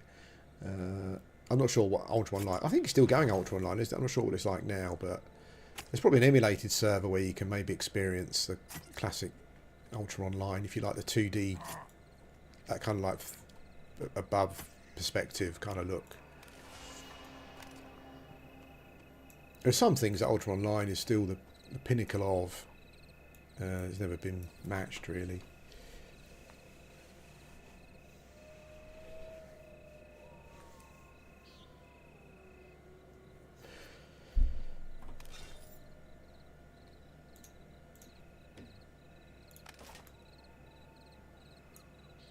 The other interesting debate I find at the moment around MMOs and these indie ones is that not only are people desperate for games to be like EverQuest, but like they keep banging on about the social aspect. Oh, we're getting back to the social aspect of MMOs that's been lost and stuff. And I'm not saying that those things weren't lost, but the MMOs of the past, the classic ones, didn't force those things upon you. So what these games are doing are essentially forcing socialising upon you, whereas other games didn't do that. And the way that Ultra Online encouraged socialising was in a natural way. So like in our guild, we all tried to like buy our plot of lands for our houses, like near each other essentially. So you'd log in to your house maybe, and like in the house next to you, maybe a guild mate who's doing some stuff, pottering around, whatever he's doing, and you can go and have a quick chat and stuff, and then you can go off and do whatever you want. I could go and get my dragons out and go and run around some dungeons killing mobs, and I didn't need to be in a group to do that. But this is also another really weird aspect that I'm finding, is that people seem to be remembering the social aspect of classic MMOs in a way that they just weren't. And I'm not quite sure if that's like a cope or something again. I don't quite understand it, but they just weren't like that. Like Ultra Online encouraged socialism. I hope not. It encouraged the social aspect of the game naturally through systems that were in the game. So yeah, I mean, there's nothing more social than logging in and your house is built next to your friend's house, and like they're actually in the game, and you have a little chat and stuff, and then you go about doing what you want to do. Like maybe you'd want to group with them and go and do something, but it wasn't forced upon you. The social aspect was a natural organic process through the systems in the game, whereas these indie MMOs that we're currently seeing, as someone said on the other stream, is that they're forcing the social side of it onto you, and that's just not how they worked. EverQuest didn't even really work that way. A lot of the social aspect for EverQuest was being in a group in a dungeon, which was quite natural. It wasn't anything forced. You didn't have to do that. Or going to EC Commons and sitting in a tunnel and selling stuff and whatever, or just using your guild chat as a chat room. You know, it was like, there's so many, I mean, maybe it's me, I don't know. But it just feels as though there's so many things that, that people are imprinting on MMOs that just weren't, I don't think they just weren't that way, I don't think. I don't know. I don't know.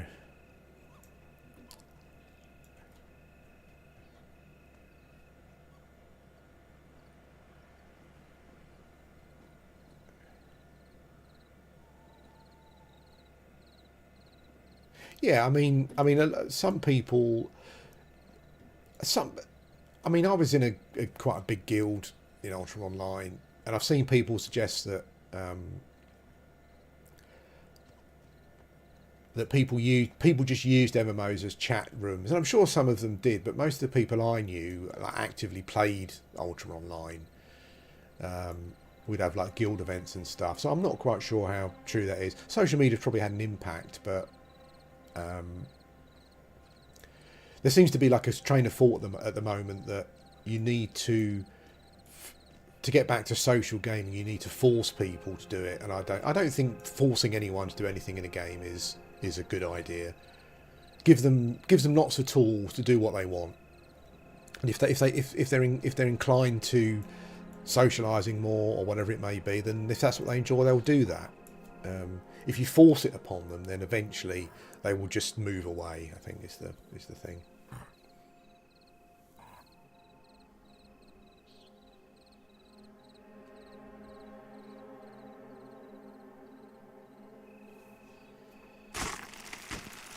I think that's kind of what I was trying to say the other day, but I don't know. I couldn't be asked or something. But like a good MMO doesn't force anything upon you. It gives you tools to do as you will, essentially. And if those tools are good enough, like the Ultra Online example I gave, then you just naturally gravitate towards that.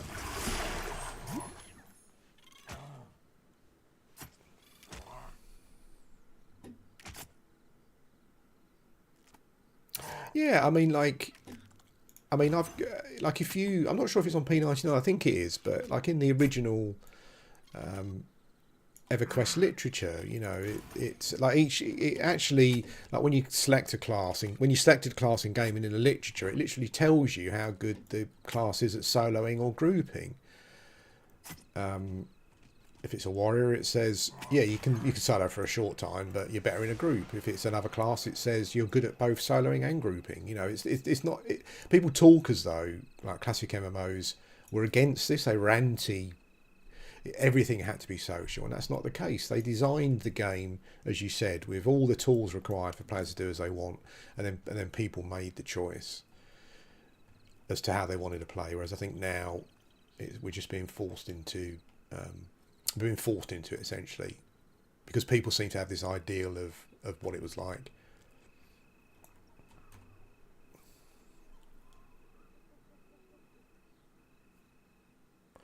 Well, I hope so. I think the problem that Monsters Memories have, and it's like, and all MMOs have now, and that is social media in regards to. So I'm trying to think of a game to use as an example. So a single player game. So if this happens in a single player game, then I kind of feel that it's something that developers are going to be thinking about. So like single player games that I played recently, like Cyberpunk, for example, like pretty much every big patch that comes out, a skill tree gets nerfed. Quick hacks was one that just seemed to get changed everything. And I'm thinking to myself, hang on a minute. like, okay, I can go back and play like Thief, and the Thief developers didn't decide, oh, this stealth, this is too powerful. You know, we need to change this or this. You know, it's like it's a single player game. That's what players want. You want to build your character up into a build where you've kind of got like a power fantasy. Like, why would you care in a single player game? Like, even if at some point, like, a character builds themselves up over time and they literally one shot the whole world, who cares? You know, again, it's like if that's how people want to play, then that's fine, and you can still play. I play a lot of like, I mean, they're not like old school games, but like I play a lot of PC games from the 2000s and stuff, where, yeah, RPGs where you can build up and do some crazy stuff. And the developers at the time weren't thinking, oh, we need to stop that, stop the fun. We can't have that, you know. And maybe it's because there wasn't as much exposure. Whereas, yeah, I found it ridiculous. Like with every large patch that came along, like things are being like nerfed and balanced in a single player game. I understand maybe the developers have got like a cut-off point where they want, you know, where they want something to be challenging in a certain way, but constantly changing it and balancing it every time you see someone on YouTube doing something is just stupid. It's just, I don't understand it. And it happens a lot with the online service games as well. Like, I really loved Helldivers 2, but every patch the developers kept nerfing stuff, and I just thought, I'm just not investing time in something that just gets changed on a whim. In a game which is essentially a PvE game. It doesn't make sense. And that's what I think's happening here as well. That's what I'm worried about with not just Pantheon, like, and Monster Memories. You know, so when these go into early access and testing and stuff, you'll get some players, you know, like a small percentage of players, like, you know, like the guys on P99 who can like break into that plane of fear or something and can solo some of the mobs. You know, I've said this before, but I just feel that if a developer saw that happening now on YouTube, they would implement something to stop that. And I think that defeats the whole object of a sandbox MMO, or a sandbox anything, or even an openly designed MMO. And I think that I fear that's what's going to happen. Like with this game and with Monster Memories, you know, I just like people will work out how to do stuff. Not everyone, you know, but like the small amount of people. Like, say some of the guys on P99 who are really good at playing a Enchanter or a Necro, they play Monster Memories and they start doing stuff that, you know, like soloing dungeon names and stuff. You know, yeah, that's the whole thing with those games. That's what people want to do, and we want to see. I mean, I'm not the sort of person who just cries nerf. You know, I love watching those videos of people doing that. I can't do it, but that's fine. You know, they've worked out how to do it through skill and, you know, repeating the content over and over again, all its little foibles to finding out how it works. But that's the thing that I kind of think that maybe things why things are just feel so generic is that they're just worried about people doing stuff that they don't want them to do. I hope not. I mean, I hope that, you know, if the Enchanter in Monster Memories is like the Enchanter on P99, you know, as someone, or any class, and people work out how to use it to its fullest potential, and they're soloing names in dungeons and stuff, I don't care about that. That sort of gameplay should be encouraged, because you've given someone loads of tools to play around with, and they've worked out a way of using those tools to defeat your content. That should be a good thing, I think, not a bad thing where you need to nerf it. But I don't know, I just kind of get the feeling that that's not how it's going to be, but we'll see.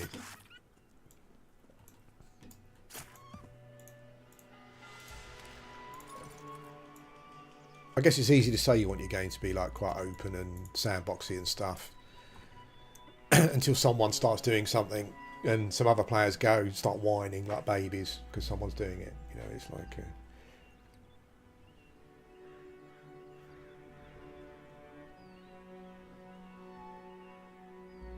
yeah, I think that's a great saying, actually. It's, yeah, reward people for grouping, don't punish them for not grouping. That is absolutely the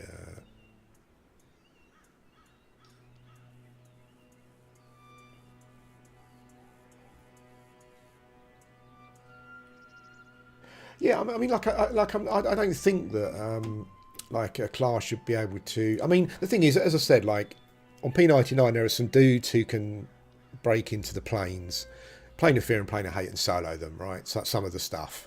I don't think they can solo the names. Maybe some of them, I'm not sure. I mean, I don't mind that. That's not, when you look at what's involved in doing it.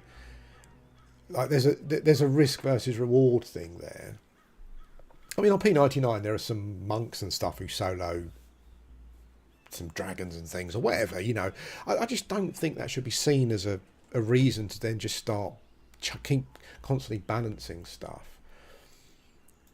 I mean, I praise that kind of design because some highly skilled players have worked out the tools have used the tools available to them to work out how to do something. That should be praised rather than, you know,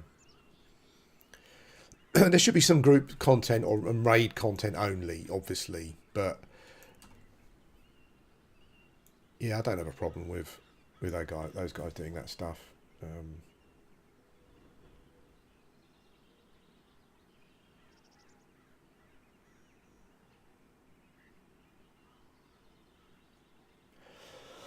I think that I agree in that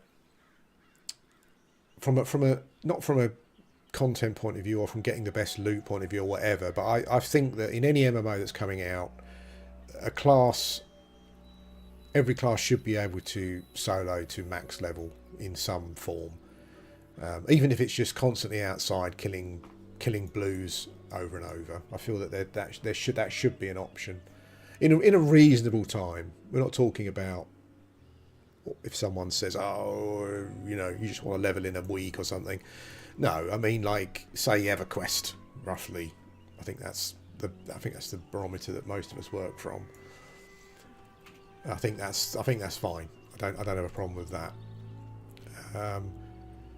Classes should be different. They should have different identities and different skill sets. If some classes can solo in dungeons and some can't, well, that's fine. I think it's a balance between, I think. So like having a reward for someone who is not grouping, so they feel that they're being rewarded.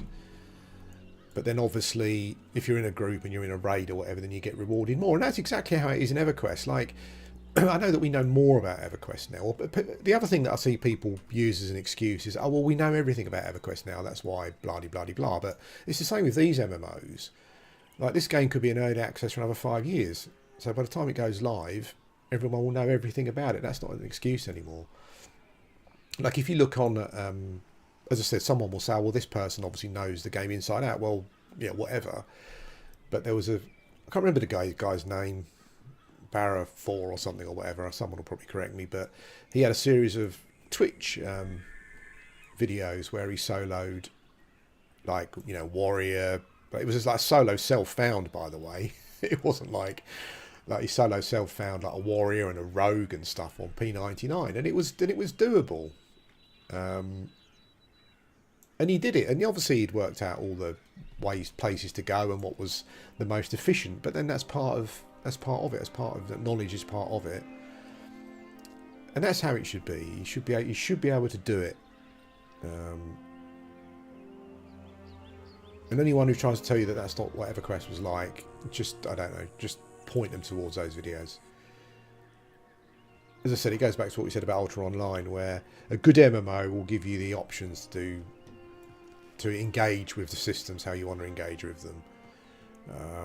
Some systems might be harder to engage with, some classes might be harder, but you can kind of get there.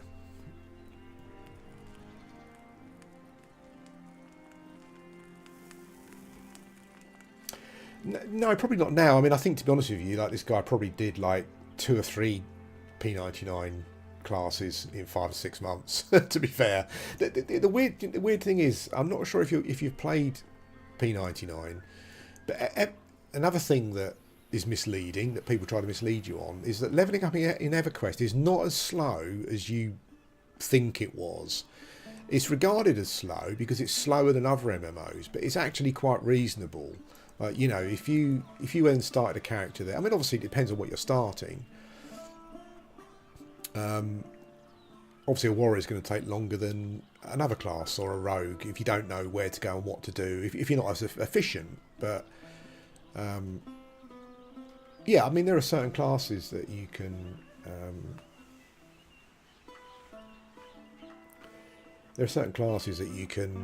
go and play now as a new player with some MMO experience, and you could level to 50, which I guess is vanilla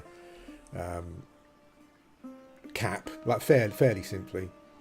I mean, I know that I was twinked with a fungi tunic and stuff, and that makes a massive difference, but like I think it took me like a week to get my ogre to level 48 or whatever he was, really, in like time played. Less than a week, I would say. It really is not the thing. I'm not quite sure how they did it mathematically, but what EverQuest did was that post class XP penalties, you kind of got around 1% of XP for killing a blue. And it was weird. I don't know how they quite did it, but like you could go to a camp and there's some dark blue mobs to you, and maybe there's a level variance in range between them, maybe like 3 or 4 levels or so. But whatever ones you kill, I've spoken about this before. Like EverQuest was a role-playing game from a numbers point of view, where it didn't wait for you. It didn't wait to reward you. So outside of hell levels, of course, but it didn't wait to reward you that much. It didn't overstay its welcome from a reward point of view. So if you were in a fight and you killed a mob, for the most part, you'd get a tick of XP. I think in a group, probably you'd need to kill more mobs, but you're killing more mobs quicker anyway. And even in like the level 40s, if you go into a dungeon that's got a Zem, for example, then yeah, you might get a couple of % XP for killing a mob and stuff. So again, I think that's another cope thing that people have with EverQuest, is that they seem to remember it as being harder than it was, and it was harder than it was back then, obviously, because we knew less about it, right? But I remember even back in Classic, where I was hunting in South Carolina, and there was a friend there who was a shaman, and he didn't really have that much time to play, so he used to play like quite AFK. So he sat at one of the Aviac towers, and he would have like a timer going. So whenever it spawned, he killed it. And I would remember logging in, and I would have a chat with him, and I'd go and do what I was doing. I played a druid at the time, and I'd log off for the day, and I'd log back in again. And just by him sitting there doing that, he'd like gained a couple of levels. He was like 2 or 3 levels higher. So that's another misconception that people seem to want to purposely place on EverQuest, is that it took ages to level, and it really didn't. It's all about just with that game. It's just about being fairly persistent or fairly regular. If you log in, I know a lot of people can't do this now. I understand that, but if you logged in every day for a couple of hours, you'd see progress pretty quickly.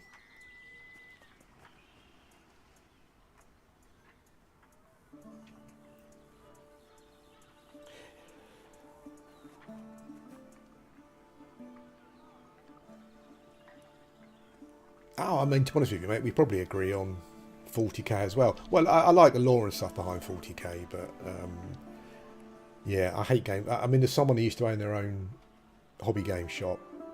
I hate Games Workshop, or they were then, like a fucking scummy company.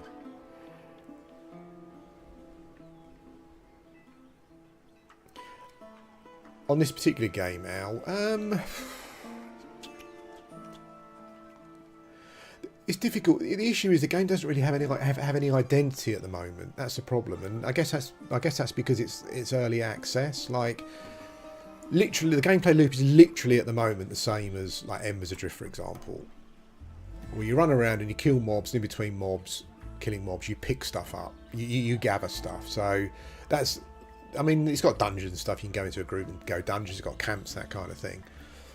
So yeah, it doesnn't really have its own identity as an MMO at the moment. The reason that I'm playing it mostly is because I don't really have anything else to play, and I as I said earlier, I quite like my autism quite likes the repetitive nature of MMOs. So I'm playing this one, I guess, because it's the one that I've played less. So it's a slightly different environment and stuff. But yeah, like combat and the races and the classes and the lore and stuff. Like, to me personally, they don't really have any identity at the moment. But I guess that's probably because it's in early access. But I do like the loop of running around, just pottering around doing stuff, you know.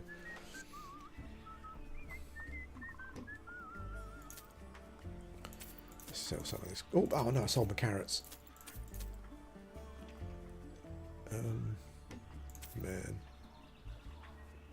Some of this stuff I should be keeping as like reagents for something, but I just can't be bothered at the moment. I've got loads of apples, so I can probably start skilling up food. But honestly, I know it doesn't sound particularly inspiring, but that's the best I can do at the moment. Like, that's I don't feel connected to the game in any way from like an identity or a lore point of view. Some of that is to do with the visuals. You know, I don't like the visuals. The worst traits of the game. The worst trait of the game is by far the gathering crafting loop. By far. There's no way that your gathering and crafting should be linked to your adventure level. I've heard apparently they're going to change this, but there's no way that should be the case. You shouldn't have to kill rats to be a blacksmith or whatever. You know, that's rubbish. And I don't think there's enough. I don't think there's a high enough volume of stuff to gather for people that want to go out and do that. It's just. I mean, did I find any Asherite then? That little gameplay bit we did there? No, I didn't. I was only in a small area, but I was in an area where I know that at least half a dozen things spawn. That's by far the worst one. There's absolutely no reason in any role-playing game why you should have to kill rats to level up. Wood cutting, stupid. Embers Adrift did the same thing. Literally the worst decision you can make. So talk about socialising. This kills socialising, this kind of thing.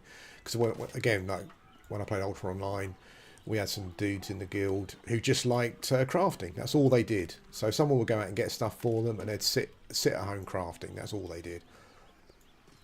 And if they would have had to have gone out and killed rats before they could do any crafting, then you know that would have killed the game for them.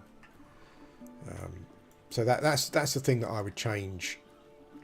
That's the thing that I would look to change the most. Like if someone comes into the game and they're a crafter and that's all they want to do, then just let them do that. Let a guild member go out and gather stuff for them and supply them. I don't like the idea of the token thing either. So you can only choose 2 crafting skills. Again, doesn't really make any sense logically. Like I know a few people. I know a blacksmith guy always does some woodworking. He also does some level working and stuff. In fact, I think we've got one in the chat now. Morning, Liz, who's a multi-skilled crafter.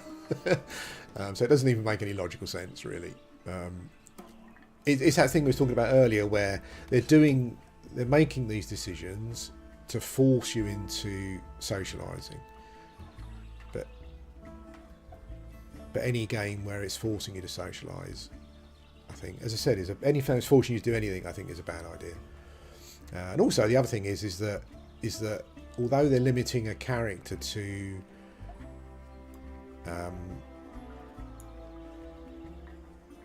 although they're limiting the character to crafting systems, there's going to be systems in place that will kind of negate that if you jump through some hoops. So if they do go ahead and they unlink crafting skills to character class skills, and they give you a shared bank, then you can just put everything in your shared bank and then create a character just to do crafting. So they're allowing you to do it anyway, but you've got to jump through some more hoops. And that seems quite cynical to me, because that's what Embers Adrift did. It's like it's just creating a time sink for you with regards to logging in and out and that kind of stuff.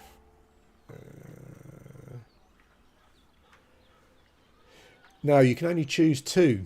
They give you these tokens, and you can choose 2 crafting skills, and once you've used those tokens, you can't choose any more, I believe is how it's working at the moment.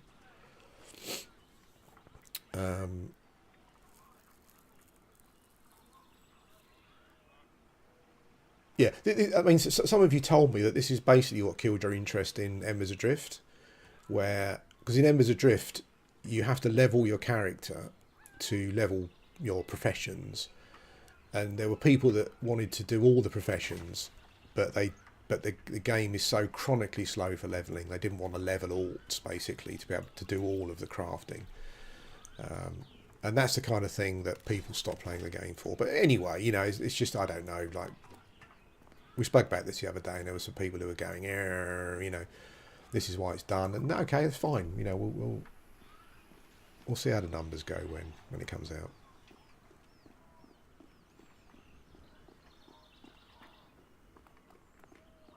I know some people think that'll be overcritical, but I just want the game to work. I just want it to be successful.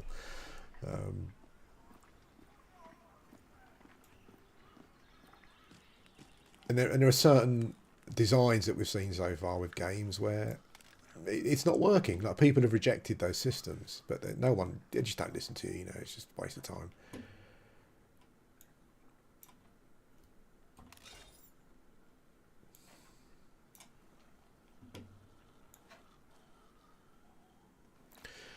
I think I'll have to buy a couple of bags,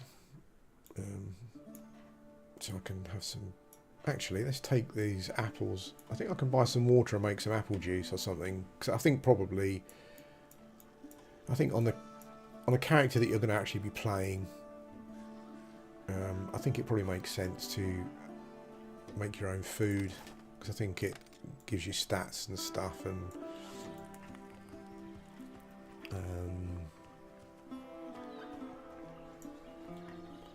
I think it's here somewhere. Is this the dude that... No, that's where you buy the water from.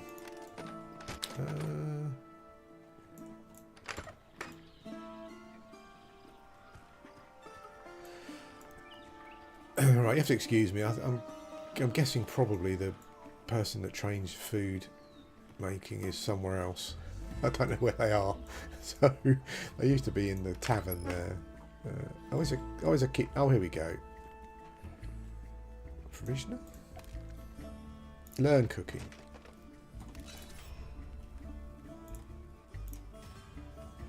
Yeah, so one of my tokens is now gone, so I've only got one other skill to choose.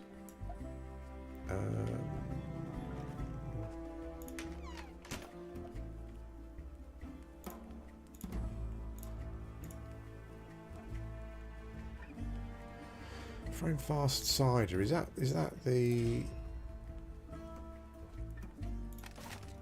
Let's have a look.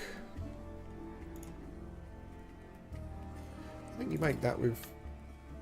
I think you make it with just apples and water, I think.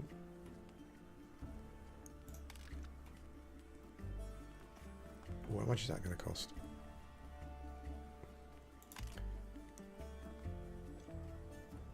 Oh, okay, it's going to cost 20. 2 silver. Okay.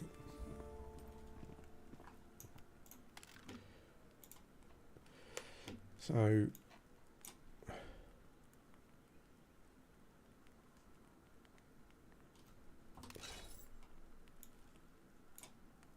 Oh, here we go.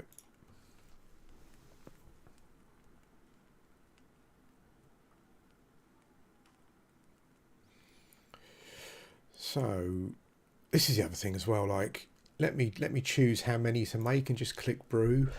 Like, what am I having to click for every single one? Holy smokes! What do they do? Continuous drink to restore a moderate amount of hydration. Oh, okay, they don't actually give you any stats or anything. But I guess I can use it instead of normal water. Maybe it helps your hydration more.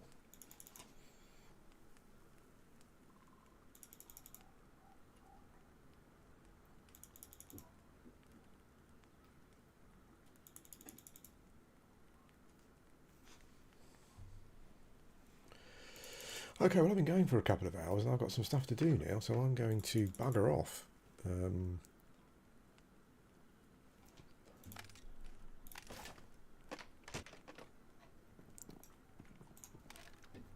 Let's turn that in.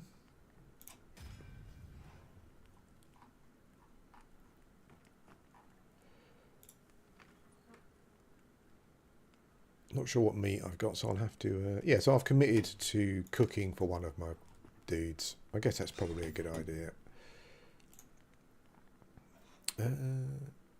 Oh, okay, no, so the cider gives me some +1 disease resistance. Okay. Yeah, so cooking seems to be a good profession to take because you can cook all sorts of stuff that gives you loads of buffs and things. And it certainly increases your hydration. I'm not sure what happens if your hydration drops to low. I should test that out, see if it affects any of my stats or anything. I'm not sure.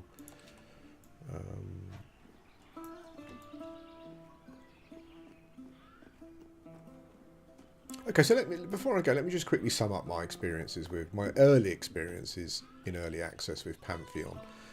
It's like an MMO, right? So I enjoy doing MMO-y stuff, and so some of the stuff that I'm doing in the game, I'm enjoying. I enjoy the running around killing things. I enjoy the gathering. I enjoy the crafting. I don't enjoy how some of those things have been implemented, and I think it's a mistake. And I think the way that some systems in this game have been implemented are the same way that were implemented in some other MMOs that we've all played recently. And those games now hardly have any audience whatsoever. So I don't know if it was me as a developer, I'd be kind of looking at that a bit more. But regards to what we were talking about earlier, the issue at the moment is that, as I said, the game doesn't have any identity about it. That visually is part of that is a problem. Like watching characters running around, it feels just a bit like some wacky Fortnite type thing. I'm disappointed with the ogre model, although that is cool as fuck. And like, why can't an ogre be a rogue? Do you have to be a certain size to be a rogue? I don't know. So I want to be an ogre rogue, please. And it's missing. Like at the moment, it feels too serious. Like it's missing aspects that we were talking about earlier that Project Gorgon's got. And I understand that some people don't like those aspects because they're a bit kooky or whatever. But this doesn't have any USP at the moment that's differentiating it from other games. You got climbing, but I mean it's climbing. You know, I'm sure you use climbing to get to some places you can't get to until you raise your climbing skill. But you know, I mean, it's not groundbreaking. I don't think. It's just a different type of navigation to a part of the map. It's got the perception system we don't know about at the moment. So. Yeah, I mean, you know, we just don't know about that, so we don't know what impact that's going to have on the game. At the end of the day, if you like this type of MMO, then this is got that template. But at the moment, for me personally, there isn't anything interesting that's really making it stand out. It doesn't have that kind of like, it's not the sprinkling of stardust is not quite there. I mean, I'm not claiming to be a designer, you know, I'm not quite sure what that is. As I said, I mean, like the visuals are pretty much stuck, so if you don't like the visuals, then it's a problem. If you like kind of like the WoW combat type thing, then I think you'd probably be well catered for here. If you're more of an EverQuest Andy, like particularly if you played on P99 a lot, there's a lot of like combat systems that have been completely removed from this game. So yeah, if you play a warrior in EverQuest, for example, on P99, then yeah, there's no weapon swapping, for example. I'm not sure if you can even swap spells in combat from your bar, if you can change them around, that kind of thing. So yeah, yeah, that's it. The worst thing to say about something probably is not really having anything to say at all. It's just, you know, it really is just a template MMO gameplay gathering loop thing at the moment, and I quite enjoy that, so that's why I'm enjoying it. But the game needs its identity, and I'm not sure what that's going to be. Probably because I haven't really bothered. I mean, maybe there's a load of stuff you can find on their YouTube channel, on their website. I just haven't really bothered to look, to be honest with you, because I haven't felt motivated to go and do that. But yeah. I'll carry on playing it, doing some stuff, trying out different classes. I'm also concerned about the kind of like the way that the crafting and the gathering is working into the economy as well. I just think it's going to be another issue at some point, particularly if the game doesn't catch on and there's not a big audience. But I'm not. There is a. Well, I think it's over in where the monk place is. There are these stones around that you can bind yourself to. Like anyone can do that. As far as gate spells and stuff go, I'm not sure actually. I don't think so. A lot of this stuff seems to be. There's a lot of stuff that it doesn't have at the moment. And I'm not sure if it's going to have it. So, like, we've spoken before about certain spells, how certain spells affect a game and have more of an impact than you think they do on the actual gameplay itself. So things like levitate. I don't think there's a levitate, maybe, is there?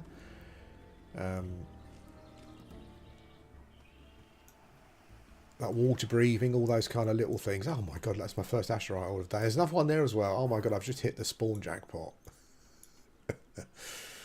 What I'll do before just to answer that question, what I'll do before I log out, because there's something else I want to check as well. I'm wondering how many options each class has for engaging with combat. So can a shaman like root rot, for example? Like, is there a root?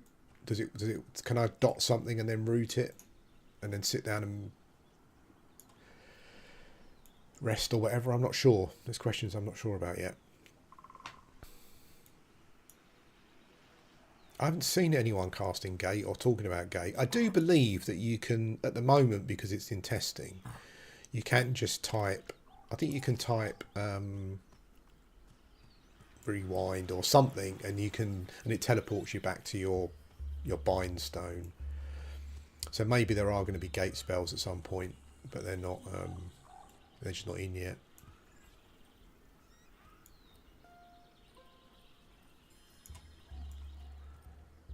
Things are very different in this game, sometimes from a spell point of view, than you maybe you would think.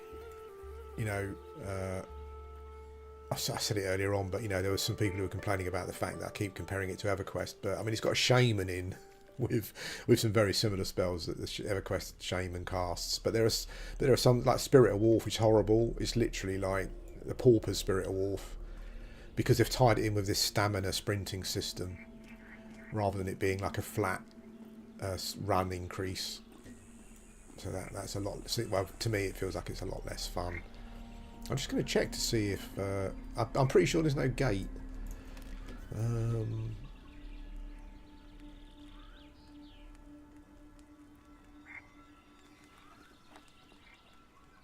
Scorched fog, slow. There's a slow. So that's supposed to be the Spirit of Wolf, I think. It's called Wind Strider.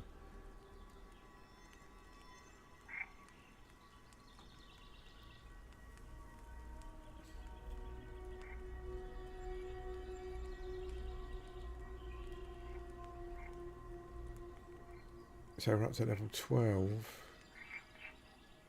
Grip of the Boulder. Nope. Nope. Right, so does the classes not have a... I mean, I know the Enchanter's got Mez, and I think it's got a root. The Shamans don't have a root at the moment, is that right? So you can't, like, root rot. So that feels like a...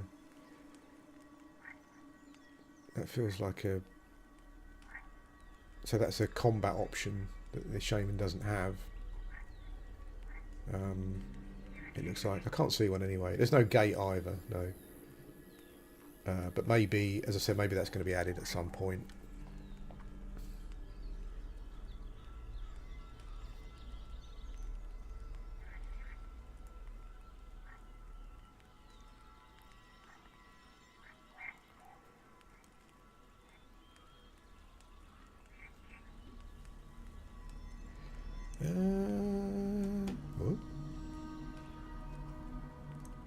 Where's the other one?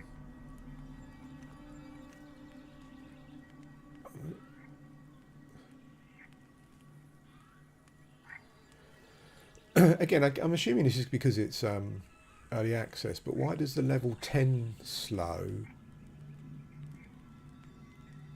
only have the same stats as the level 30 slow? Are there any other fog spells? Oh, that one's for 3 minutes, but it's still only. So is it? Are they all just 25% base and that's it? There's no like. Anyway, guys, that's it. Thanks for watching. Yeah, as I said, you know, I'm mostly playing it at the moment, just for the mind occupation of running around doing MMO stuff. But you know, you could be playing any other one really at the moment. I think that's the thing that hopefully it develops as early access goes along, just more of its own identity. I'm talking about more from like a world and an immersion point of view, more than anything really. Yeah. Anyway, thanks.